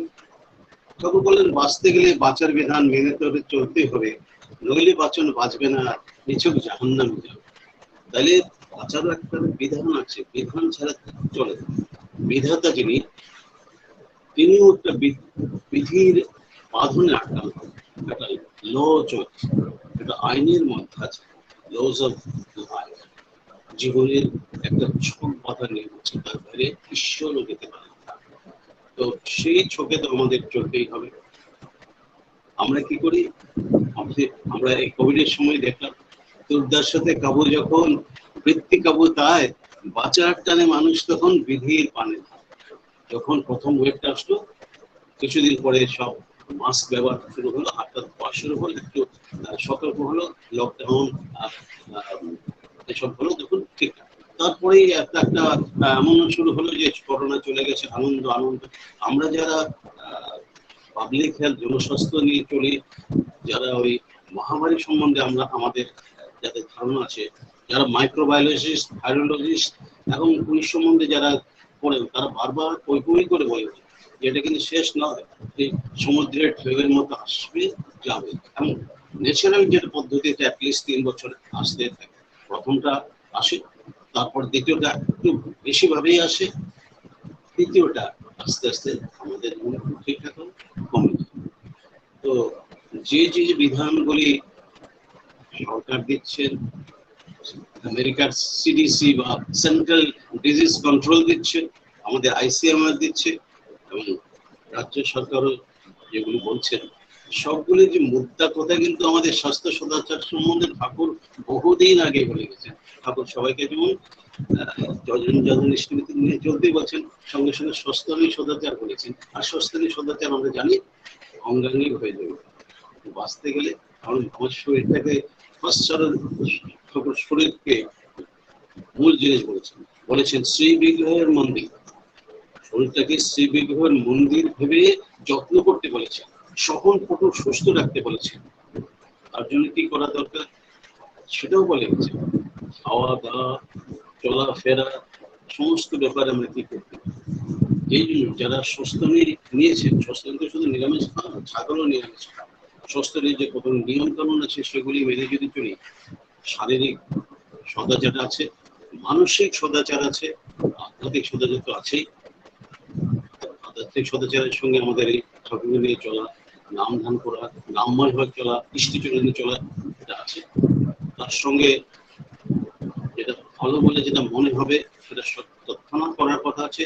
আর পরিবেশকে ইষ্টমুখী চলনে চলা, ভালোর মতো চলনে চলা। আজকে যেমন আমাদের বলতে হচ্ছে প্রতিবেশের লোকদেরকে, ভাই মাস্কটা লাগাবেন, ভাই হাতটাও ভালো করে ইয়ে করবেন, সবজি আলা আসুক, ফল আলা আসুক, তাদেরকে বলি যদি মাস্ক না করে ভালো করে পরে আসো, যদি হাতুড়ে বসটা কিছু লাগতে পারে। এখন যেটা প্রশ্ন হচ্ছে, যেটা কোভিড বলা হচ্ছে, SARS-2 বলা হচ্ছে বা করোনা ভাইরাস বলা হচ্ছে, সেটার অরিজিনটা সম্বন্ধে কিন্তু বলা হচ্ছে, সেটা অ্যাকচুয়ালি বলা উচিত ছিল চৈনিক ভাইরাস, যেটার নাম ওয়ান ভাইরাস। ওটা কিন্তু প্র্যাকটিক্যালি এখন যা মনে হচ্ছে ল্যাবরেটরি তৈরি করা, মানুষের লোভের থেকে তৈরি করা, এটা ন্যাচারাল পদ্ধতির ভাইরাস নয়। ন্যাচারাল ভাইরাসের যে পদ্ধতি আছে, সে উঠবে আস্তে আস্তে আস্তে আস্তে, তার ক্ষমতা কমে যাবে এবং আস্তে আস্তে চলে যাবে। এটার কিন্তু মানে ইন্টেলিজেন্সটা একটা অন্যরকম। ধরতে গেলে অসুবিধা হচ্ছে, বুঝতে গেলে অসুবিধা হচ্ছে, এবং আমাদের ট্রায়াল অ্যান্ড এররের মধ্যে চলতে হচ্ছে। ভ্যাকসিন বেরিয়েছে, প্রতিষেধক বেরিয়েছে তো নিতে হবে, কিন্তু ভ্যাকসিনও 100% ঠিক নয়, এবং তাতে আপনার যে সবার হবে তা নয়। কোনটা 70% কাভার দিচ্ছে, আপনি 70% এর মধ্যে থাকেন, ঠিক আছে মোটামুটি, আর আপনি 30% মধ্যে থাকেন, যাদের কাজ হচ্ছে না, অসুবিধা আছে। 80% 90% দিচ্ছে। আবার বিভিন্ন ভেরিয়েন্ট বেড়ে গেছে, বিভিন্ন রকম গ্রুপ। প্রত্যেকটা জিনিসই বাঁচতে চায়, বাড়তে চায়। একবার আপনি আর্টিফিশিয়ালি তৈরি করুন, প্রাকৃতিক ভাবে তৈরি হোক, সে ভাইরাসে এত চালাক, ওকে আমি অনুরণীয়ন জীবাণু বলবো, মানে সে অনুর চেয়েও ছোট, এত চালাক, সেও বাঁচতে চায়, বাড়তে চায়। এত তাকে আটকানোর জন্য আমাদের অনেক কিছু চেষ্টা করতে হবে। বেসিক কিন্তু ঠাকুরের দেওয়া যে এই সদাচার পরিপালন করুন। ঠাকুরে বলা আছে, রোগে পড়ে আরোগ্য হওয়ার চাইতে প্রতিষেধ ঢের ভালো। অর্থাৎ রোগ যাতে না হয় তাই করা ভালো, শুধু রোগে নয়, অকল্যাণকর সমস্ত কিছু দেয়। তো এই কথা কিন্তু ঠাকুর বহুদিন আগে বলে গেছেন, স্বাস্থ্য সদাচার সূত্রের 8 নম্বর মানে। আমরা যেটা বড় চেষ্টা করা উচিত, গাফিলতি না করে, যেটা বারবার আমাদের আচার্যদেব শ্রী দাদা বলছেন, গাফিলতি করবেন। যদি কিছু দীক্ষা দিতে হয় সেটাকে মেনটেন করে দেবেন, বয়সটা দেখে দেবেন। এখন সবচেয়ে বিপজ্জনক হচ্ছে সেকেন্ড যে ওয়েভটা আসছে, আগের ওয়েভে কিন্তু ইয়াং জেনারেশন অসুবিধাজনক অবস্থায় ছিল না। ইয়াং জেনারেশনে যদি কারো ডায়াবেটিস বহুদিন ধরে থাকতো, প্রেশারের প্রবলেম বহুদিন ধরে থাকতো, বা যে মহিলাদের থাইরয়েডের প্রবলেম থাকতো, তাদের জন্য প্রবলেম ছিল। এখন কিন্তু ইয়াং জেনারেশন 18, 19, 30, 32, 34 বছরের ছেলেগুলো মারা যায়। আমাদের এই যে সিপিএম এর নেতা প্রকাশ আমাদের রিয়াচুরির ছেলে 34 বছর বয়সে কত কিছু মানুষত্ব কেরালাতে থাকা সত্ত্বেও মারা গেল। অর্থাৎ এখন ইয়াংরাও বিপদ মুক্ত নয়, আর বাচ্চারাও এখন আগেরবার বাচ্চাদেরকে কিন্তু সেভ করেছে। যাই হোক, প্রথম জিনিস হচ্ছে প্রতিষেধক। ঠাকুর বারবার বলে গেছে, ঠাকুরে বলা আছে, সত্য সুস্থি রাত্রে সুস্থ, সময় প্রতিষেধ সাবধানতে চলাফেরা, অত্যাচারকে বিরোধ। তো এখন ভ্যাকসিন এসছে, ভ্যাকসিন নিতে হবে, কিন্তু এর মানে এই নয় যে ভ্যাকসিনের জন্য আমরা মারামারি কাটাকাটি কোনো ভিড়ের মধ্যে যাব, ভিড়ের মধ্যে গিয়ে ধাক্কাধাক্কি করলে আবার করোনা হওয়ার সম্ভাবনা 99% বেড়ে যাবে। ভ্যাকসিন নিলে আমার বাঁচার, যদিও করোনা হয় তাতে বাঁচার সম্ভাবনা বাড়ে, ফলে অনেক সময় অনেকটা কম প্রবলেম, যদিও এর নিয়ে এখনো গল্প হচ্ছে। তো যেটা সম্বন্ধে আমার আপনাদেরকে বিনীত নিবেদনে বলবো, ভ্যাকসিন নেওয়ার জন্য এত উদ্বিগ্ন হবেন না, দেখে শুনে আস্তে বুঝতে দেবেন। ভিড়ের মধ্যে গিয়ে ভ্যাকসিন নিলে, ভ্যাকসিন নিলাম আমি বেঁচে গেলাম। আমি বাড়িতে একবার ইসিজি করেছি পেনশনে না, আমি বাইরে যাচ্ছি না কোথাও, তো ইসিজি করতে এসছি, সেই ভদ্র মহিলা আমাকে বলেন, আপনি মাস্কটা খুলেন। আমি বললাম, মাস্ক ভাই আমি খুলবো না, আমি N95 করাচ্ছি, ইসিজি আপনি করার পর আমি ইঞ্জেকশন নিয়ে নিচ্ছি, টিকা নিয়ে গেছি, আমার কোনো অসুবিধা, দুটা টিকা নিয়ে গেছি। আমি ভদ্র মহিলাকে বললাম যে আপনি টিকা নিয়ে নিয়েছেন, আপনারও সম্ভাবনা আছে অসুবিধা পাওয়ার, টিকা 100% নয়, যতটুকু বোঝাবার। আর দ্বিতীয় হচ্ছে আপনার থেকে অন্যদেরও অসুবিধা আছে, অর্থাৎ আমি মাস্ক করছি না। এগুলি তো সবাই বলতে পারবে না, সবাই বলতে পারবে। এই মানুষকে এগুলি সব বোঝাতে হবে, বোঝানোটাই সবচেয়ে বড় কথা। এখন আসছি ভয়ে কাতর হওয়ার কিন্তু ভালো কথাগুলি বলবো। এখন যেটা হচ্ছে কোভিড এর সেকেন্ড ওয়েভের মধ্যে দুটো জিনিস কিন্তু ভালো আছে। যত আক্রান্ত হচ্ছে, আক্রান্তের সংখ্যা কিন্তু খুব বেশি, আর যত মৃত্যু হচ্ছে, মৃত্যুর সংখ্যা কিন্তু খুব কম। যদি এরকম খুব বেশি রকম আগে থেকে গাফিলতি বেশি না করা হয়, খাওয়া দাওয়া চলাফেরা আমাদের অসুবিধা না থাকে, প্রচুর পরিমাণে মাছ মাংস হাবি যাবে খেয়ে শক্তি বাড়াবার তথাকথিত প্রচেষ্টা না থাকে, তাহলে ঠাকুর যা বলেছেন সেই হয়ে চললে, আচার্য যা বলেছেন সেই হয়ে চললে ভালো হয়, সেটা আমাদের চোখের সামনে দেখতে পাচ্ছি। আমাদের অজস্র অনলাইনে পড়ি, দেখলাম অসুস্থ হয়ে পড়েছেন, কোভিড হয়েছে, হাসপাতালে গেছেন, ভালো হয়ে যাচ্ছে, সুস্থ হারিয়েছিলেন, নিরামিষ আহার করতেন, ঠাকুরের নাম হয়ে চলেছেন, ঠাকুরের কথা বলেছেন, ভালো হয়ে গেছে। তাহলে ভালো হওয়ার চান্স অনেক বেশি। অনলি লেস দেন 2%, 2%-এর নিচে লোক মারা যাচ্ছে। মরার কথা চিন্তা করার দরকার নেই। ঠাকুর বারবার বলছেন মৃত্যুর কথা চিন্তা করুন, পজিটিভ কথা চিন্তা করুন।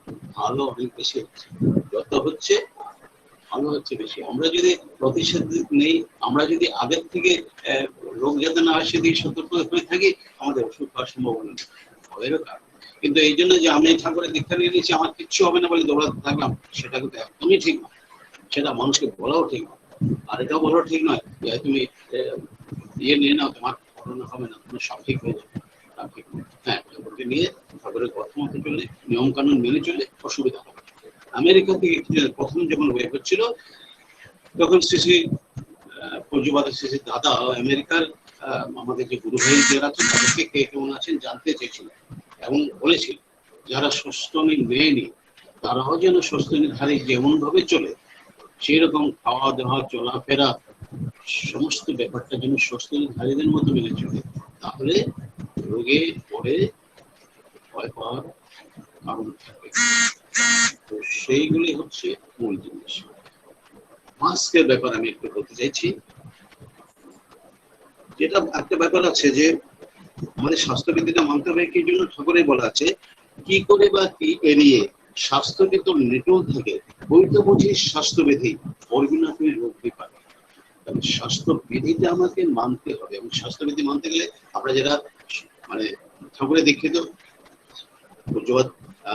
দাদার কথাই আছে, প্রত্যেকজন অন্তত যেটা আমাদের স্বাস্থ্য সদাচার সূত্র বইটা রেগুলার পড়ি, এবং শুধু পড়ি না, আত্মস্থ করার চেষ্টা করি, বোঝার চেষ্টা করি, আমি সেইভাবে করি।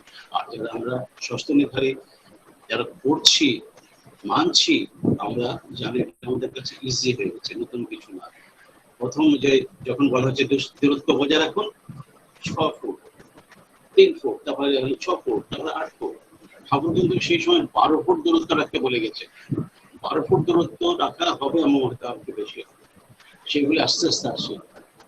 এবং পিতা বললাম তো, ঈশ্বর অবক্ত চিন্ত ভগবান যখন ব্যক্ত রূপে আসেন, এবং যখন পরীর শেষে অবতারী পুরুষ হিসেবে আসেন, তাকে অন্য অবতারের সঙ্গে তুলনা করা যায় না।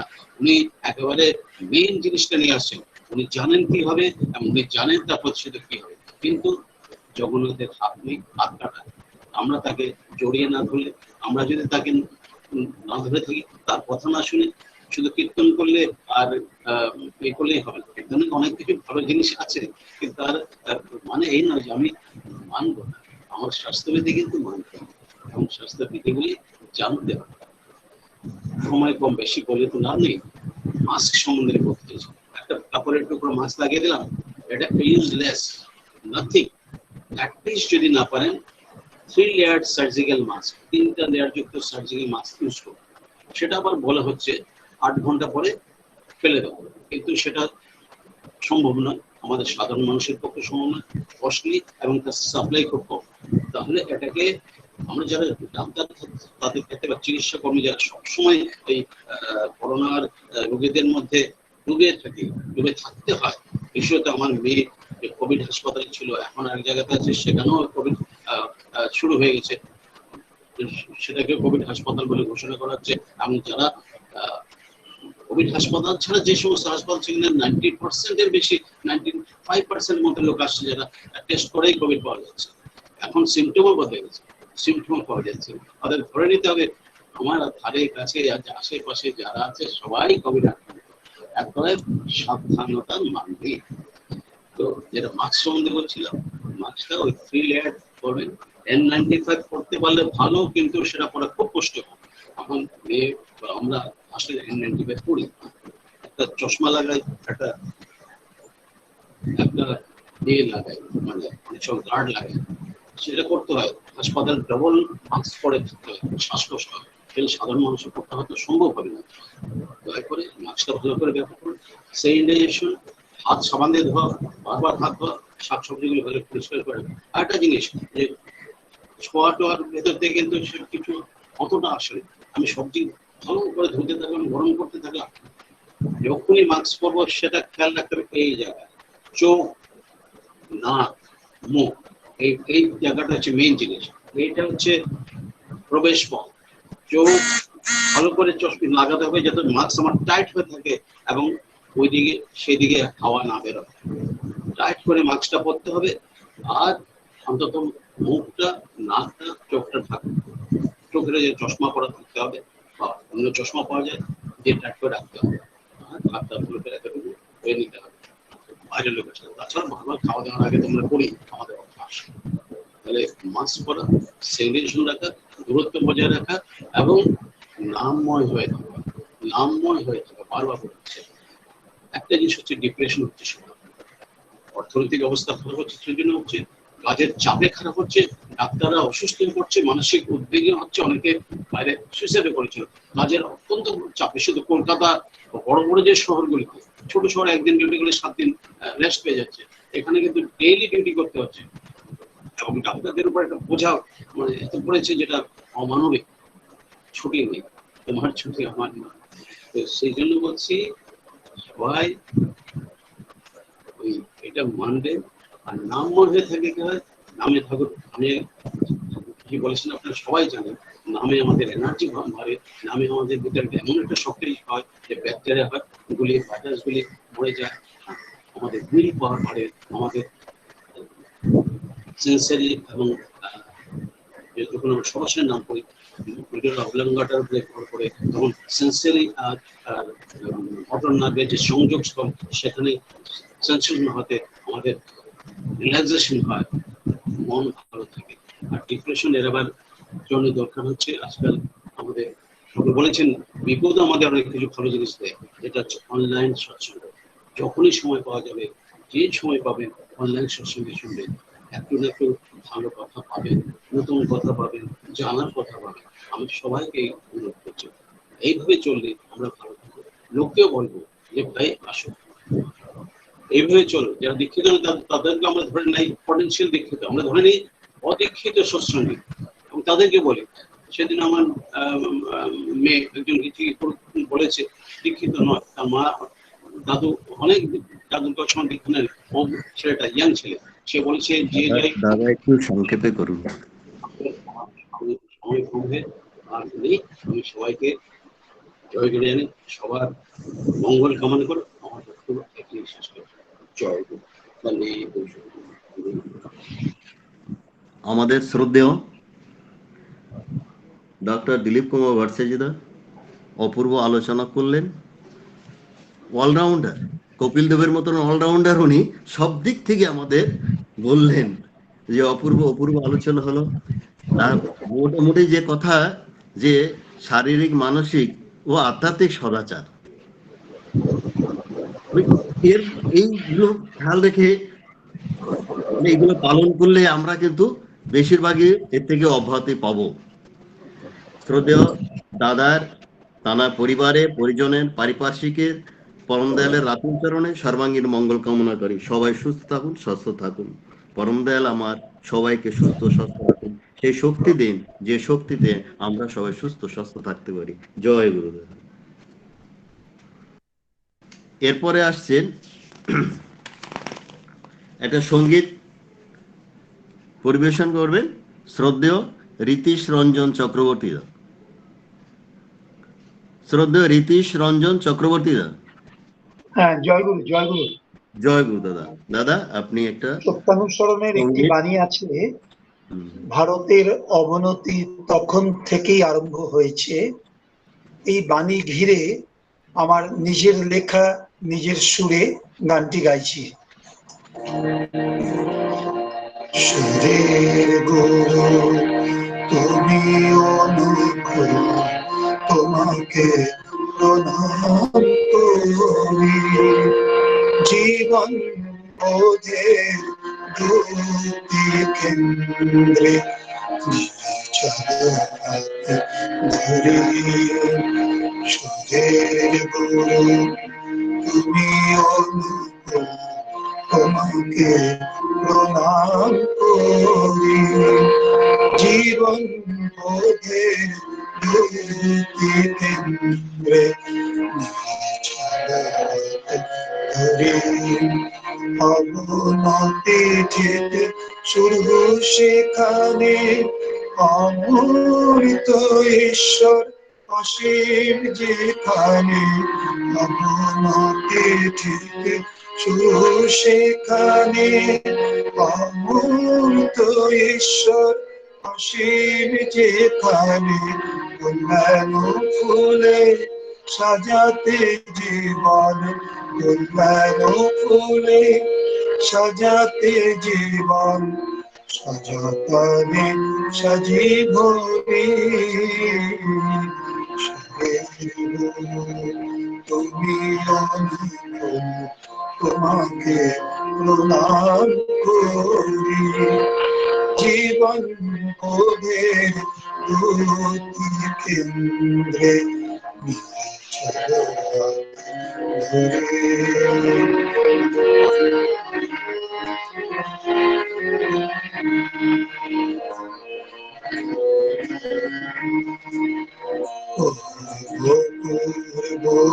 গুরুদের প্রতি শ্রদ্ধা তোমার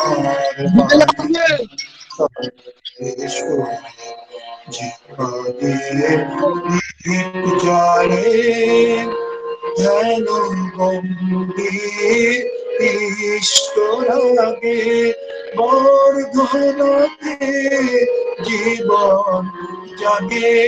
ধ্যান গম্ভীর ইষ্টরাগে বর্ধনতে জীবন জাগে।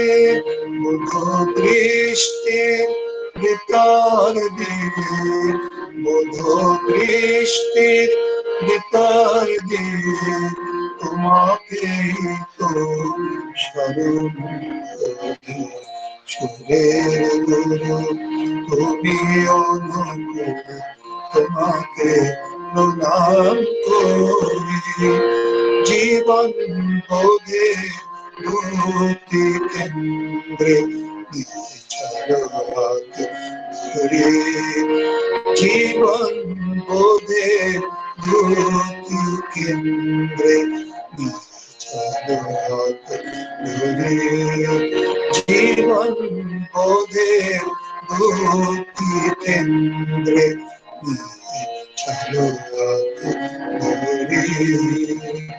জয়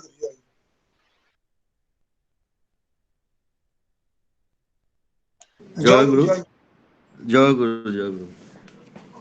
অপূর্ব সঙ্গীত পরিবেশন করলেন আমাদের শ্রদ্ধেয় রীতিশ রঞ্জন চক্রবর্তী দা। তিনি সহপ্রতিরিক্তি তানার এবং তানার পরিবারে এবং পারিপার্শ্বিকের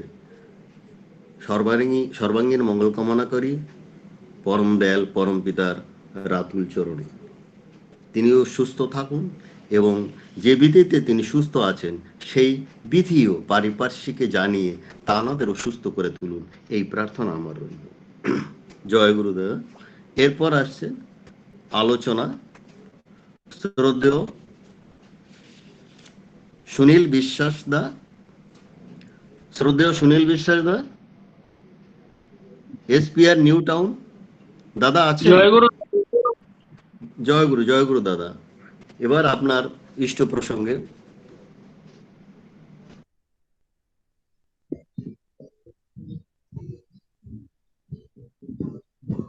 আমার জীবন রথের সারথী পরম দয়াল পরম প্রেম ঠাকুরের আতুল চরণে জানে আমার সশ্রদ্ধবার প্রণাম। পরম আরাধ্যা দেবী লক্ষ্মী সরবিনী শ্রী বড়মার চরণে আমার সশ্রদ্ধবার প্রণাম। পরম পূজ্যপাদ শ্রী বরদার চরণে আমার সশ্রদ্ধবার প্রণাম। বর্তমান সংঘ আচার্য পূজ্যপাদ তাদের জন্য আমার সশ্রদ্ধবার প্রণাম। সেই সঙ্গে প্রণাম জানাই ঠাকুরবাড়ির প্রতি প্রত্যেককে। এখানে আজকে অনলাইন সৎসঙ্গে উপস্থিত আছেন প্রিয় পরমের পবিত্র পাঞ্জাধারী দীক্ষাদাতা কর্মীদ্বয়, অধৈর্য পাঞ্জা গ্রহণকারী দাদারা, যাজক কর্মীরা এবং তার পবিত্র নাম গ্রহণকারী ভক্ত দাদার ও কল্যাণীয় মায়েরা, সকলকে আমার অন্তরের শ্রদ্ধা ভক্তির আনন্দিত অভিনন্দন, জয়গুরু এবং যথাযোগ্য স্থানে আমার প্রণাম নিবেদন করে পরম দল সম্পূর্ণ নির্ভর করে দু একটা কথা বলার চেষ্টা করছি। আজকে এই করোনা দাদা, আপনার বিষয় হচ্ছে 3.5 কোটি দীক্ষা। আপনার বিষয় হচ্ছে 3.5 কোটি দীক্ষা নিয়ে আবহে আচার্য শ্রী দাদার আশীর্বাদ হচ্ছে 3.5 কোটি দীক্ষা। পরমদাল শ্রী ঠাকুর অনুকূল ছদের একটা বাণীর মধ্য দিয়ে তিনি বললেন, জীবন চর্যা সবার সেরা, ঈশ্বর যার প্রধান পুরুষ, সেই চর্যাই তো ধর্মচর্যা, বাঁচে বাড়ে সকল মানুষ। আমরা সমস্ত মানুষ পৃথিবীর যে যে প্রফেশনেই থাকি না কেন, বাঁচতে চাই, বাড়তে চাই, জীবনকে শান্তি সমৃদ্ধির পথে উপলব্ধি এবং উপভোগ করতে চাই। জীবনের সুখ আসে, শান্তি আসে, তৃপ্তি আসে, মঙ্গল আসে, কল্যাণ আসে একমাত্র সদ্গুরুর পদতল থেকে। এই ধরাধামে যখন সেই সদ্গুরু মানুষ রূপী সদ্গুরু যখন ধরাধামে আসেন, তিনি সমস্ত গুণের অধিকারী, সমস্ত জ্ঞানের অধিকারী, সমস্ত ঐশ্বর্যের অধিকারী। তাই তার সঙ্গে আমার জীবনটা যোগ করে দেওয়াটাই হচ্ছে আমাদের জীবন তপের শ্রেষ্ঠ সাধনা। আর সেই যোগ করার প্রথম প্রধান সোপান হচ্ছে দীক্ষা। শ্রী ঠাকুর তার সেই জীবদ্দশায় আচার্যদের বর্তমান আচার্য দাদা তখন ছোট অবস্থায় ছিলেন, চারিদিকে পার্শ্বদরা বসে আছেন। ঠাকুর দাদার দিকে তাকিয়ে বলছেন, দাদু ভাই, আমি সারা জীবন মানুষের মঙ্গলের জন্য, মানুষের কল্যাণের জন্য, মানুষের রক্ষণের জন্য, মানুষের শান্তির জন্য, মানুষের তৃপ্তির জন্য যেটা বলে গেলাম, সেটা হচ্ছে যজন যাজন ইষ্টভীতি সস্তনি সদাচার। এই ব্রতগুলোর প্রাথমিক স্তর হচ্ছে সৎ দীক্ষা। তাই তিনি বললেন, মানুষের মঙ্গলের জন্য তোমরা লোক পালি হয়ে এগুলো তোমরা প্রচার করো, মানুষ যাতে রক্ষা পায়, মানুষ যাতে শান্তি পায়, মানুষ যাতে তৃপ্ত হয়, এমন তর ভাবে মানুষের পাশে গিয়ে দাঁড়ায়ও। তাই তো বর্তমান যুগে, বর্তমান সমসাময়িক প্রেক্ষাপটে আচার্য শ্রী দাদা তিনি 3 মাস অন্তর অন্তর সদ্দীক্ষার প্রচলন করলেন। তিনি সারা ভারতবর্ষ, মানে শুধু নয়, ভারতবর্ষের বাইরে পৃথিবীর বিভিন্ন স্থানে দীক্ষাদাতা কর্মীদের মাধ্যমে, শুধু তাই নয়, তিনি তার পরিবারদের সন্তান সন্ততিকে তিনি ছড়িয়ে দিয়ে সেখানে গিয়ে এই সৎ দীক্ষা প্রচলন করে মানুষগুলোকে বাঁচা, মানুষগুলিকে রক্ষা করা, মানুষগুলিকে শান্তি স্বস্তির একটা পবিত্র দায়িত্ব তিনি গ্রহণ করলেন। বর্তমানে সমসাময়িক করোনার আবহে আমরা দেখলাম 1 বছর যাবত আমরা করোনার আক্রান্তে কিন্তু আমরা গৃহবন্দী ছিলাম। তার মধ্য থেকে কিন্তু আচার্য দেবের আশীর্বাদে, ঠাকুরের দয়াতে দীক্ষা দেন ঠাকুর, দীক্ষা হয় ঠাকুরের দয়াতে, আচার্য দেবের আশীর্বাদে আমরা 2 লক্ষ উপর কিন্তু দীক্ষা আমরা করতে পেরেছি। তাই তো দাদা এখন সমসাময়িক যুগে আমাদের আশীর্বাদ করলেন, তোমরা আরো 3-3.5 কোটি দীক্ষার তিনি আমাদের কাছে চাইলেন। তিনি কেন চাইলেন, এটাও একটা উপলব্ধির ব্যাপার আছে। তারা দেবজ্ঞ পুরুষ, তারা হচ্ছে সব জানতা। তাই মানুষের এমনতর আবহাওয়ার মধ্যে মানুষ বিভ্রান্ত হবে, মানুষ সন্ত্রস্ত হবে, মানুষ মৃত্যুর পথে ঢলে পড়বে। তাই তিনি জনে জনে প্রাণে প্রাণে এই সদ্দীক্ষার প্রচলন করে কিন্তু মানুষগুলোকে বাঁচার একটা পবিত্র দায়িত্ব তিনি আমাদেরকে অর্পণ করলেন। তোমরা ঘরে ঘরে দীক্ষার প্রচলন করে 3.5 কোটি দীক্ষার ব্যবস্থা করো। এর মধ্যে দুটো উদ্দেশ্য কিন্তু আছে। একটা হচ্ছে আমরা দীর্ঘকাল করোনার আবহে গৃহবন্দী ছিলাম, ঠাকুরের কোনো কাজের মধ্যে বাইরেও চলাফেরা করতে তেমন পারিনি। তাই আমাদেরকে ইষ্টভাবে, ইষ্টবোধে, ইষ্ট চিন্তায়, ইষ্ট চেতনায় উদ্বুদ্ধ করার জন্য শ্রী দাদা আমাদের উপর আশীর্বাদ করলেন। তোমরা ঘরে ঘরে জনে জনে প্রাণে প্রাণে গিয়ে ঠাকুরের কথা বলে মানুষগুলোকে ঠাকুরের পথে এনে মানুষগুলোকে বাঁচার সেই অভয় মন্ত্র দান কর। আর চারিদিকে এই যে পারিপার্শ্বিক অবস্থার মধ্য দিয়ে আমরা ব্যক্তি কেন্দ্রিক জীবনযাপনের মধ্য দিয়ে, আমরা আত্মকেন্দ্রিক জীবনযাপনের মধ্য দিয়ে আমরা ঈশ্বরকে ভুলে নিজের কাজে, নিজের চিন্তাতে, নিজের ভাবনাতে আমরা কিন্তু মশগুল হয়ে আছি। সেই আমাদের মধ্যে সেই ঈশ্বরীয় ভাবনা, ঈশ্বরীয় চেতনা, ঈশ্বরীয় বোধ জাগিয়ে তুলে মানুষগুলোকে ইষ্টময়তার মধ্য দিয়ে মানুষগুলোকে রক্ষা করার পবিত্র দায়িত্ব আমাদেরকে নিতে বললেন। তাই তিনি আশীর্বাদ করলেন 3.5 কোটি দীক্ষা। দীক্ষা মানে হচ্ছে আমাদের জীবনে ব্রত অনুষ্ঠান করা, উৎসর্গ করা এবং কিছু নিয়ম নীতি আমার মধ্যে পালন করা। অভিধানে আছে, যাহা আমাকে অনুশীলন করার মধ্য দিয়ে ক্রিয়া জ্ঞান দান করে, আমার জীবনে পাপক্ষয় করে। দীক্ষার উদ্দেশ্য হচ্ছে এই, দীক্ষা মানে হচ্ছে আমার অন্তরে, আমার জীবনে, আমার মধ্যে যে ঈশ্বরীয় বোধ, ঈশ্বরীয় ভাবনা, যে দেবত্ব আছে সেগুলোকে জাগিয়ে তোলা। আমার মধ্যে বৃত্তি প্রবণতা, বৃত্তি পরায়ণতা থেকে মুক্ত হয়ে আসা। আমার মধ্যে যে অহং বোধ আছে, আত্মকেন্দ্রিকতা আছে, সেগুলো থেকে মুক্ত হয়ে আমাকে ঈশ্বরমুখী হয়ে চলা। আর তার চিন্তা, তার ভাবনার মধ্যে থেকে আমার মধ্যে সবসময় ইষ্টকে জাগ্রত করে রাখা। তাই ইষ্টকে জাগ্রত করে আমরা রাখতে পারলে অনেক বিপদ আপদ, গ্রোধর, দুর্যোগ, দুর্বিপাক, মহামারী, দুর্ঘটনার থেকে রক্ষা পেতে পারি। ঠাকুর এক জায়গায় বলছেন, নাম করো আর মনন করো, ইষ্টের যত গুণাবলী, ভাবে কাজে মকস করো, গুণে জ্ঞানে হবেই বলে। এই দীক্ষার প্রচলন কিন্তু অনেক আগেও ছিল, আমাদের বৈদিক যুগে ছিল। সেখানে ব্রহ্মচর্য নিয়ম পালন করার মধ্য দিয়ে দীক্ষা হতো। আবার বৌদ্ধ যুগেও যে দীক্ষার প্রচলন ছিল, 4 মাস কৃচ্ছ সাধন করার পর এই দীক্ষা গ্রহণ করতে হতো। আবার মহাপ্রভুর আমলেও যে দীক্ষা ছিল, সন্ন্যাস ধর্ম গ্রহণ করার পর তিনি দীক্ষা গ্রহণ করে সন্ন্যাস ধর্ম ব্রত পালন করেছিলেন। আমার পরমদাস শ্রী ঠাকুর অনুকূল চন্দ্র তিনি এবারে যে অভিনব দীক্ষার প্রচলন করলেন আমাদের মধ্যে, সকল অবস্থাতে, সব সময়ে এই গৃহের মধ্যে সকলকে লালন পালন করার মধ্যে, সকলকে নিয়ে চলার মধ্য দিয়ে আমরা ঈশ্বরের সঙ্গে যুক্ত হতে পারি। কারণ ঈশ্বরের সঙ্গে যুক্ত হওয়ার প্রথম এবং প্রধান পদক্ষেপ হচ্ছে দীক্ষা। আর দীক্ষা মানে অন্য কিছু না, ঈশ্বরীয় ভাবনা, ঈশ্বরীয় ভাবগুলো নিজের মধ্যে মূর্ত করে তোলা। পরমদাস ঠাকুর অনুকূল চন্দ্র তিনি বলেন, তুমি যজন করো, যাজন করো, ইষ্টপ্রীতি সস্তনী সদাচার পালন করো।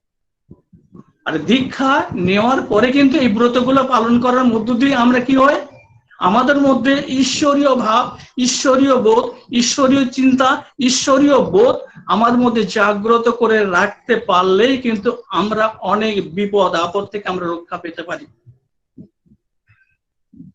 পরমদাস ঠাকুর অনুকূল চন্দ্র তার কাছে এসে অনেক ব্যর্থ মানুষ, অনেক নেশাগ্রস্ত মানুষ, অনেক ব্যভিচারী, দুরাচারী, অনাচারী মানুষ তার পবিত্র সৎ নাম গ্রহণ করার মধ্য দিয়ে কিন্তু তারা শুদ্ধ হয়েছিলেন, বুদ্ধ হয়েছিলেন, প্রেমিক মানুষ হয়েছিলেন, ভক্ত মানুষ রূপান্তরিত ছিলেন তার দয়া।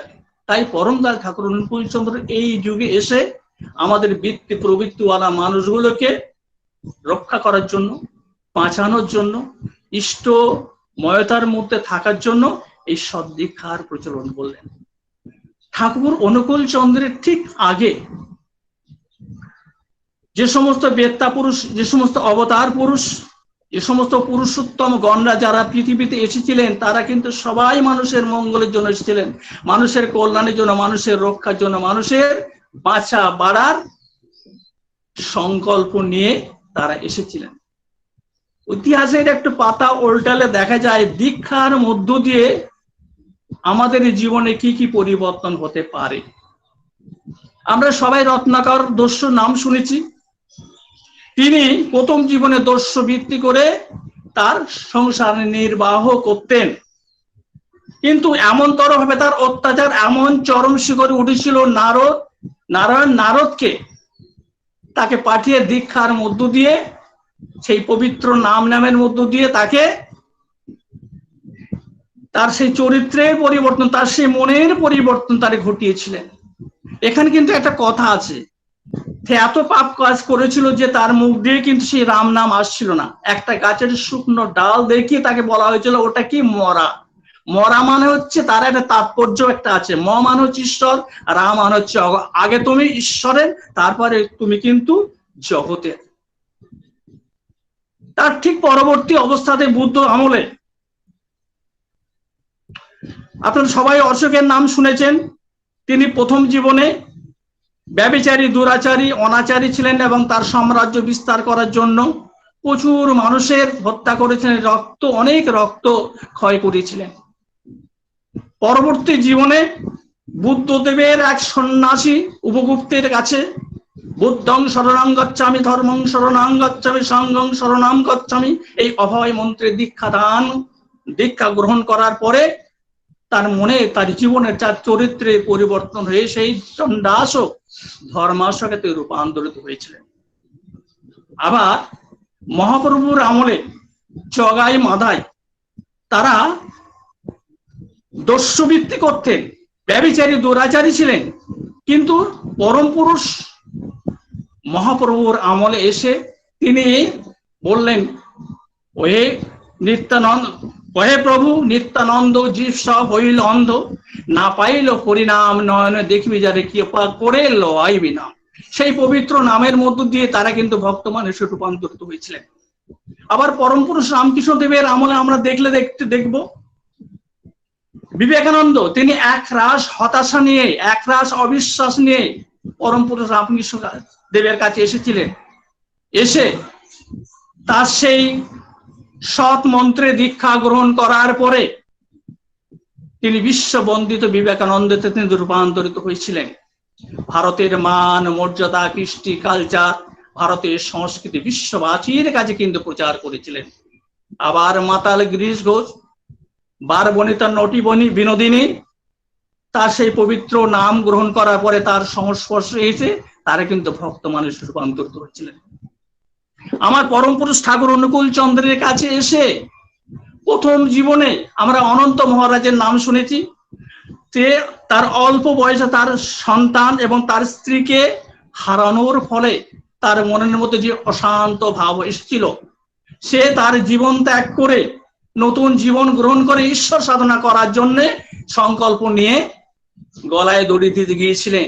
আমার পরম দয়াল ঠাকুর অনুকূল চন্দ্র তিনি তার কাছে গিয়ে তার সেই মধ্যে প্রেমের ভাব, তার মধ্যে সেই দিব্য ভাব, তার মধ্যে সেই শঙ্খ চক্র গদাপদ্র মূর্তি প্রদর্শন করার ফলে তাকে সে ভক্ত মানুষ রূপান্তরিত করেছিলেন। কত বড় ভক্ত ছিলেন তিনি! অনন্ত মহারাজ, তিনি সৎসঙ্গে একমাত্র অনন্ত মহারাজ নাম তিনি পেয়েছিলেন। আবার হেমচন্দ্র কবি, তিনি মদে আসক্ত ছিলেন।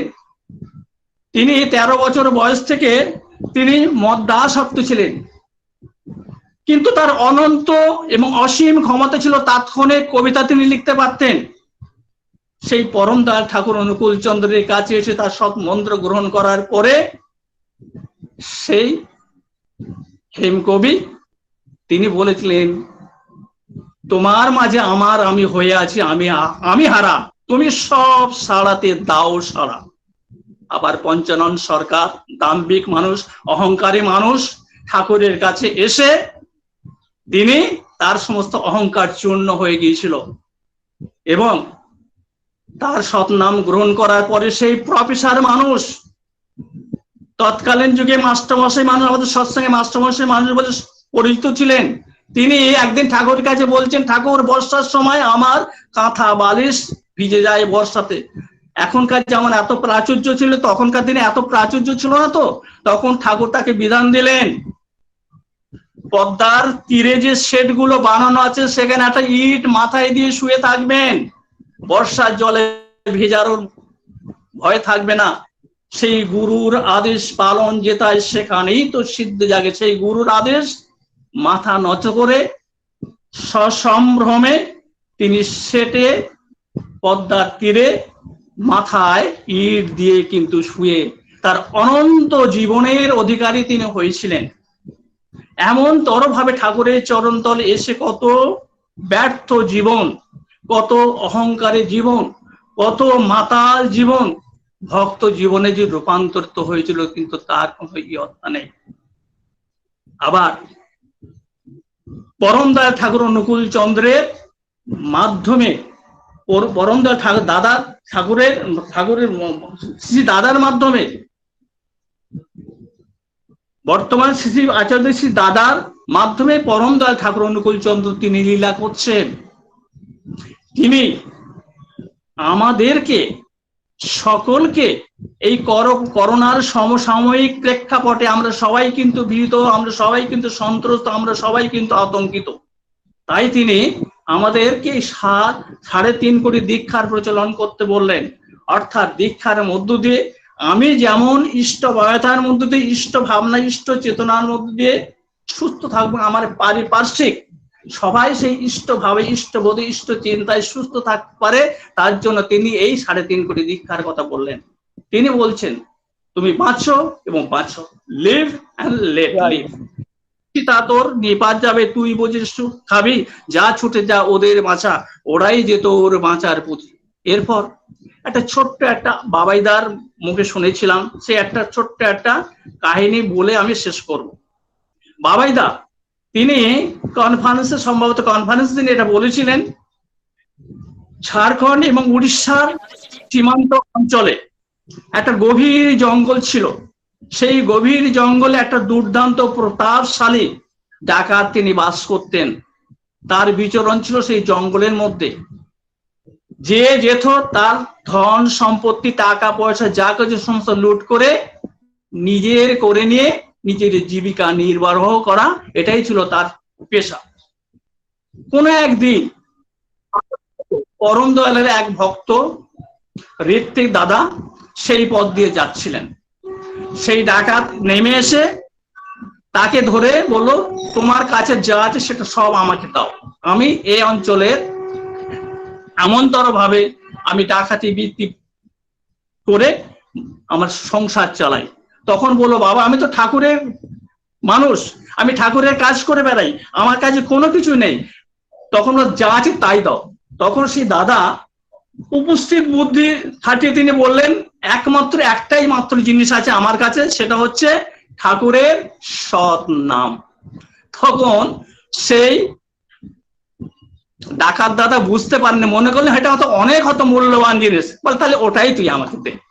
তখন বল, ওটা দিতে গেলে একটু বিধান মেনে চলতে হবে, একটু হাত পা ধুয়ে এসো, একটু একটা শুদ্ধ আচারে একটু বসো, তারপরে তোমাকে আমি এটা দান করব। তেমন তরভাবে ডাকাত এখন অনুগত মানুষের মতো সেখানে বসলেন। আমার ঋত্বিক দাদা পরম পিতার সেই পবিত্র নাম স্মরণ করে, মনন করে পবিত্র নাম তাকে দান করলেন। তাকে ঠাকুরের ছবিও দিলেন, ঠাকুরের পত্র, যা যা করণীয় জিনিসগুলো ছিল সবগুলো দিলেন। সেই গাছের কোঠরে বসে সেই ডাকাত দাদা নাম ধ্যান করে দিনের পর দিন কিন্তু তার মনের, তার চরিত্রে, তার অবস্থার কিন্তু পরিবর্তন হচ্ছে। সে আর ডাকাতি করতে যায় না, সে গাছের কোঠরে বসে নিত্য নাম ধ্যান করে। আর সেই বনের একজন রেঞ্জার ছিলেন, সরকারি রেঞ্জার, অর্থাৎ সেটা তদারকি করতেন। সে একদিন এসে দেখতে দুর্দান্ত প্রতাপশালীতে সেই ডাকাত সেখানে বসে আছে, নাম ধ্যান করছে, তার ডাকাতি করার প্রতি আর মন নেই। বলে, কি তুমি ওখানে বসে আছে কেন, তুমি আর ডাকাতি করছো না? বলে, দাদা আমার আর ডাকাতি করতে আরো ভালো লাগছে না, আমার এখন ঠাকুরের নাম ধ্যান করতে আমার ভালো লাগে, ঠাকুরের নাম ধ্যান করে আমি এখানে বসে আছি।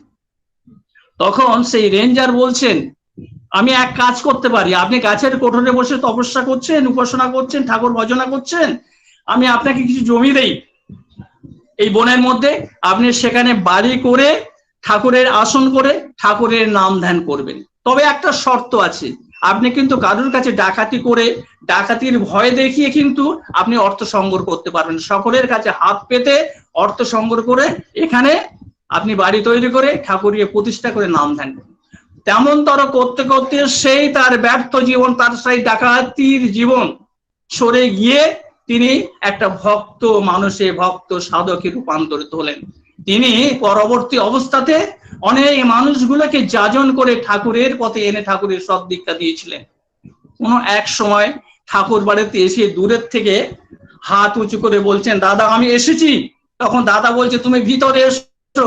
তখন সেই ডাকাত বলছেন, দাদা আমি এই হাত দিয়ে অনেক মানুষকে মেরেছি, এই জীবন দিয়ে অনেক মানুষের অত্যাচার করেছি, এই জীবনে কিন্তু আর আপনার কাছে আমি যেতে পারবো না। যদি ভবিষ্যৎ জীবনে কোনোদিন ভালো কাজ করতে পারি, কোনোদিন ঠাকুরের কাজ করতে পারি, সেদিন কিন্তু আপনার ওখানে যাব। এমন তর ভাবে অনেক মানুষগুলোকে ইষ্টের পথে, মঙ্গলের পথে, কল্যাণের পথে, আনন্দের পথে তিনি এনেছিলেন। বর্তমান সমসাময়িক করোনার যুগে আচার্য শ্রী দাদা বলছেন, একটা নির্দিষ্ট ডিস্টেন্স মেনে চলার কথা বলছেন, লোক সংগ্রহের কথা বলছেন।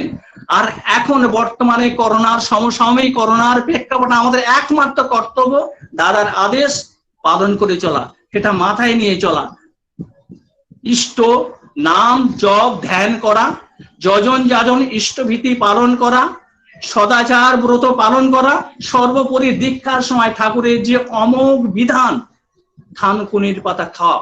আর এগুলো যদি করার মধ্যে দিয়ে নিজেকে আমি ইষ্টময়তার মধ্যে রাখতে পারি, ইষ্ট চিন্তার মধ্যে রাখতে পারি, ইষ্ট ভাবনার মধ্যে যদি আমি নিজেকে ভরপুর রাখতে পারি, তাহলে দেখা যাবে এমনতর করোনার আবহে আমরা মাথা উঁচু করে থাকতে পারবো।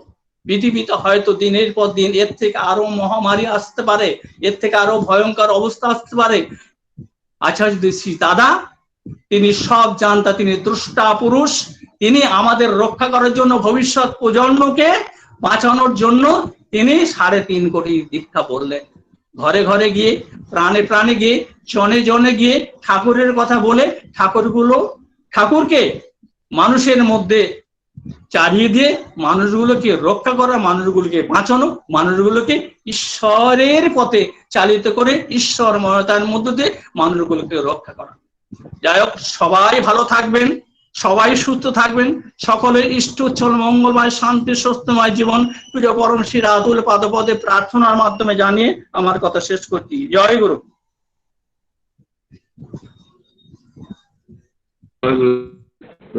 অপূর্ব বললে ঋত্বিক দাদা, আমাদের যে 3.5 কোটি দীক্ষা কেন প্রয়োজন বিভিন্ন আলোচনা করলেন। এই দীক্ষা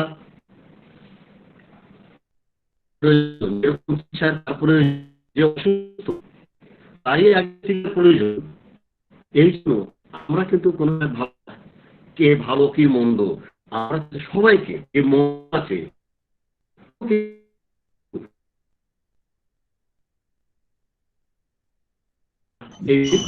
তাকে যদি ঠাকুরের চরণে আনতে চাই, যা আমরা যদি তাকে একটু ভালোবাসতে পারি, প্রত্যেক জীব প্রত্যেকটা কিন্তু একটু ভালোবাসা চাই, তাকে ভালোবাসা দিই আমরা, তাহলে তাকে আনতে পারবো। ঠাকুরের শ্রদ্ধা দাদা বললেন, তিনি হেম কবির কথা বললেন, তারপরে পঞ্চানন সরকারদার কথা বললেন, এরকম বহু মানুষ ভালো, কিন্তু ঠাকুর আরো অনেক রকম তিনি কাছে রাখতেন। জিজ্ঞাসা করেছিলেন যে ঠাকুর এই সমস্ত মানুষ রাখেন কেন? এরা তো সাপের থেকে হিংস্র, বাঘের থেকেও হিংস্র। ঠাকুর বললেন এদের যদি সমাজে ছেড়ে, এরা আমার কাছে আছে, আমার বিশেষ ক্ষতি করতে পারবে না, কিন্তু এদের যদি সমাজে ছেড়ে দেই তাহলে এরা সমাজকে প্রভূত ক্ষতি করবে। তো যাও, ঠাকুরের চরণে আসলে নিয়ে আসতে পারি। আমরা যদি ভালো মন্দ সবাই দরকার আছে, ভালোর দরকার, মন্দ দরকার আছে, ঠাকুরের চরণে মানুষ ক্ষতি করতে পারবে না, বরং যে দিন আছে আমাদের, আমরা দেখি তারাও কিন্তু সেই ইষ্টকর্মে ভর্তি হয়ে তারাও সমাজের কল্যাণ সাধন করবে। জয় গুরু দাদা। পরম পিতা চরণে আপনার পরিবার সর্বাঙ্গীন মনোকামনা করি। যেভাবে আমাদের ঠাকুর সুস্থ থাকতে বলেছেন, যা যা করে সেই করার আমরা চেষ্টা করব, যত্নবান হব। আর মঙ্গলে কোলের থেকে যা করে মঙ্গলে কোলে আছি সেইটাও পারিপার্শ্বিককে জানিয়ে তোমরা করো, তোমরা পালন করো, মঙ্গলে কোলে থাকবে। এইভাবে তাদের যাজনে প্রভুত্ব করে ঠাকুরের চরণে নিয়ে আসবো। শ্রদ্ধা দাদা এবং এই প্রার্থনা। জয় গুরু। এরপর আছেন ছড়ার গানে শ্রদ্ধেয় শ্রী সঞ্জীব পাত্রদা, তিনিও সহপ্রতিনিধি যাদবপুর থেকে। শ্রদ্ধেয় সঞ্জীব পাত্রদা। জয় গুরু। জয় গুরু। বিষয় ধর্ম। জয় গুরু। জয় গুরু।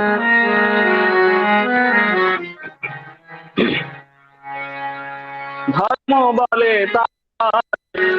নিজের বাঁচা যাতে অন্য যোগান পায়, অন্য বাঁচায় নিজে থাকে, ধর্ম বলে জানিস তাকে। ধর্ম বলে নিজের বাঁচা যাতে অন্য যোগান পায়।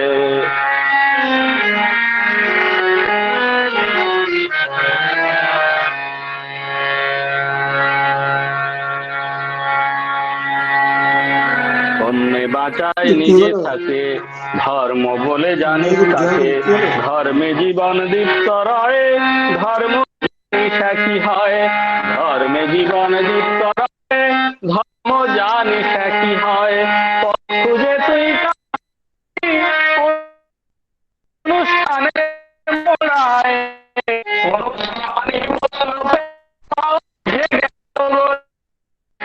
খুঁজে তুই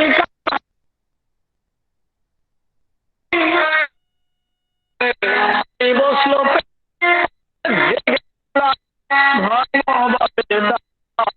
নিজের বাঁচা যাতে অন্য যোগান পায়।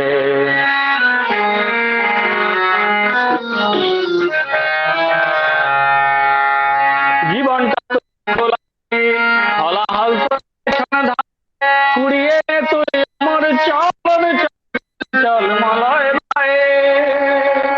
জীবনটা তোর কোলাহলি কুড়িয়ে নে তুই আমার চল চল বেঁচে চল মলয়।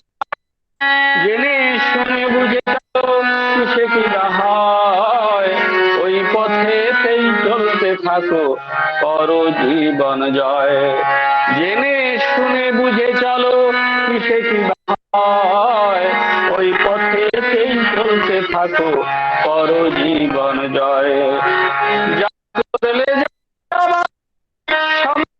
বেড়ে যায় তাকেই জানিস ধর্ম বলে, ধর্ম থাকে যা করলে সামান্যই বেড়ে তাকেই জানিস ধর্ম বলে, ধর্ম থাকে কোথায়, ধর্ম বলে নিজের বাঁচা বাড়ায় যাতে অন্য যোগান পায়।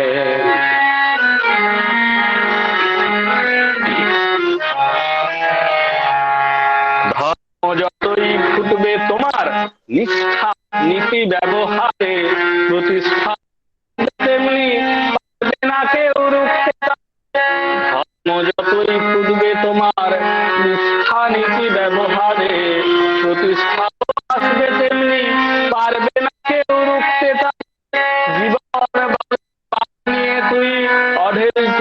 চল রে চল আমার জীবন পার পথে রাখ নিয়ে সেই কৃতি বল জীবন নিয়ে তুই অঢেল চলায় চল রে চল আমার জীবন পার পথে রাখ নিয়ে সেই কৃতি বল চলবে ইষ্ট দেবতা তেমনি প্রসাদ ভাইরে চলবে ইষ্ট দেবতা ভাবেও পাবে থাকবে তেমনি প্রসাদ প্রেরণায় ভাইরে প্রসাদ প্রেরণায় নিজের বাচ্চা বাঁচায় যাতে অন্য যোগান পায় অন্য বাঁচা নিজে থাকে ধর্ম বলে জানিস তাকে অন্য বাঁচায় নিজে থাকে ধর্ম বলে জানিস তাকে ধর্মে জীবন দীপ্ত ধর্ম জানিস কি হয় ধর্মে জীবন দীপ্ত ধর্ম জানিস কি হয় ধর্ম বলে তা নিজের বাঁচা বাড়ায় যাতে অন্য যোগান পায় ধর্ম বলে তা নিজের বাঁচা যাতে অন্য যোগান পায়। জয় গুরু। জয় গুরু দাদা, অপূর্ব ছড়ার গান করলেন। ধর্মে কি নিজের বাঁচা বাড়ায় অন্যের যোগান পায়, অন্যের বাঁচা বাড়ার সঙ্গে আমার বাঁচা বাড়া জড়িত রয়েছে। অপূর্ব দাদা, পরমপিতার রাতুল চরণে আপনার পরিবারে পারিপার্শ্বিকের সবার সর্বাঙ্গীন মঙ্গল কামনা করি।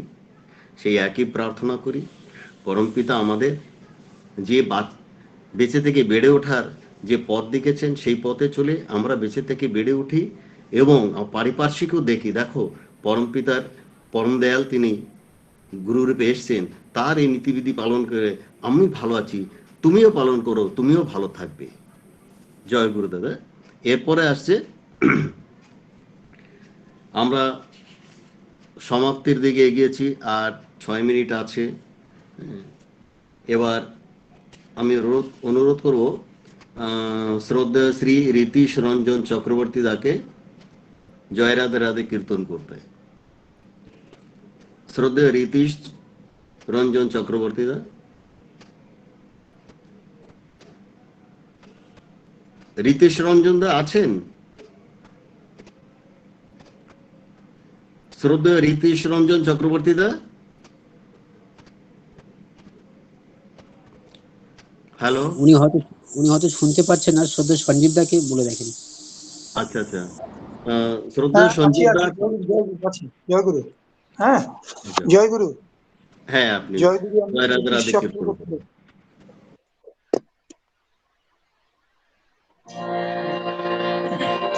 জয় জয় রাধে রাধে কৃষ্ণ কৃষ্ণ গোবিন্দ গোবিন্দ বারে। জয় রাধে রাধে কৃষ্ণ কৃষ্ণ গোবিন্দ গোবিন্দ বারে। রাধে গোবিন্দ গোবিন্দ গোবিন্দ গোবিন্দ গোবিন্দ বলে সদা তারপরে জয় রাধে রাধে কৃষ্ণ কৃষ্ণ গোবিন্দ গোবিন্দ বারে। চারে মধুরি বালো হরি হরিনাম পরম ব্রহ্ম জীবেরই মূল ধর্ম অধর্ম কুকর্ম চারে জয় রাধে রাধে কৃষ্ণ কৃষ্ণ গোবিন্দ গোবিন্দ হরে। চারে ভাগে ভাষা অজপনা মে করুরি সদে গোবিন্দ নামটি বদনে লইয়ে নয়ননি সদা আসুরে। জয় রাধে রাধে কৃষ্ণ কৃষ্ণ গোবিন্দ গোবিন্দ বালে। রাধে গোবিন্দ গোবিন্দ গোবিন্দ গোবিন্দ গোবিন্দ বলে সদা না করে জয় রাধে কৃষ্ণ কৃষ্ণ গোবিন্দ গোবিন্দ বলে ছাড়ে মন ছাড়ে মনে বলো হরি হরি বল হরি বল হরি বল হরি বল হরি বল হরি বল হরি বল হরি বল হরি বল হরি বল হরি বল হরি বল হরি বল হরি বল হরি নাম পরম ব্রহ্ম জীবের মূল ধর্ম ধর্ম পরম সাগরে জয় রাধে কৃষ্ণ কৃষ্ণ গোবিন্দ গোবিন্দ বাল ভবে মনীষা অজপ নামে করলে রাধা বল রাধা বল রাধা বল রাধা বল রাধা বল রাধা বল রাধা বল রাধা বল রাধা বল রাধা বল রাধা বল রাধা বল রাধে গোবিন্দ নামটি পদমে লইলে নয়নের সাদা বাসুরে জয় রাধে রাধে কৃষ্ণ কৃষ্ণ গোবিন্দ গোবিন্দ রাধে গোবিন্দ গোবিন্দ গোবিন্দ গোবিন্দ গোবিন্দ বলে সদা করে জয় রাধে রাধে কৃষ্ণ কৃষ্ণ গোবিন্দ গোবিন্দ জয় রাধে রাধে কৃষ্ণ কৃষ্ণ গোবিন্দ গোবিন্দ জয় জয় গুরু পরম্পরা চরণে আপনার সর্বাঙ্গ মঙ্গল মঙ্গল করে আপনার আপনার পরিবেশ সকলেরই এর আমাদের শ্রদ্ধা গীত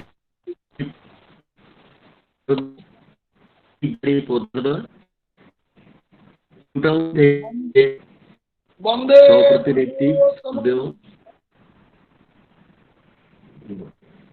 বন্দে পুরুষোত্তম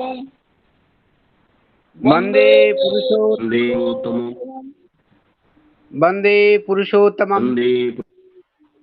পরম ব্রহ্মময় শ্রী ঠাকুর অনুকূল চন্দ্র জি কি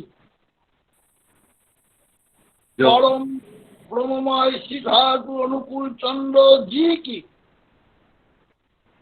পরম ব্রহ্মময় শ্রী ঠাকুর অনুকূল চন্দ্র জি কি জগৎজননী লক্ষ্মী স্বামী শ্রী বর্মা কি জগৎজননী লক্ষ্মী স্বামী শ্রী বর্মা কি জয় জগৎজননী লক্ষ্মী স্বামী শ্রী বর্মা কি জয় পূজ্যপাদ আচার্য শ্রী বর্দা কি জয় পূজ্যপাদ আচার্য শ্রী বর্দা কি জয় পূজ্যপাদ আচার্য শ্রী বর্দা কি জয় আচার্য পূজ্যপাদ শ্রী দাদা কি জয় পূজ্যপাদ আচার্য শ্রী দাদা কি জয় পূজ্যপাদ আচার্য শ্রী দাদা কি জয় সৎসঙ্গ কি জয় সৎসঙ্গ কি জয় বন্দে পুরুষোত্তম বন্দে পুরুষোত্তম পরম ব্রহ্মময় চন্দ্র জি কি জয় বন্দে আর্য মৃত্যু বন্দে মাতৃবর্ধন বন্দে অহং কৃষ্টি দৈবতম বন্দে অহং কৃষ্টি দৈবতম বন্দে শ্রী ঠাকুর অনুকূল চন্দ্রম বন্দে শ্রী ঠাকুর অনুকূল চন্দ্রম পরম ব্রহ্মময় শ্রী ঠাকুর অনুকূল চন্দ্র জি কি জয় জয় জয় গুরু ভক্ত দাদাদের দাদা মায়েদের আনন্দিত জয় গুরু জয় গুরু দাদা জয় গুরু জয় গুরু দাদা মায়েদের জয় গুরু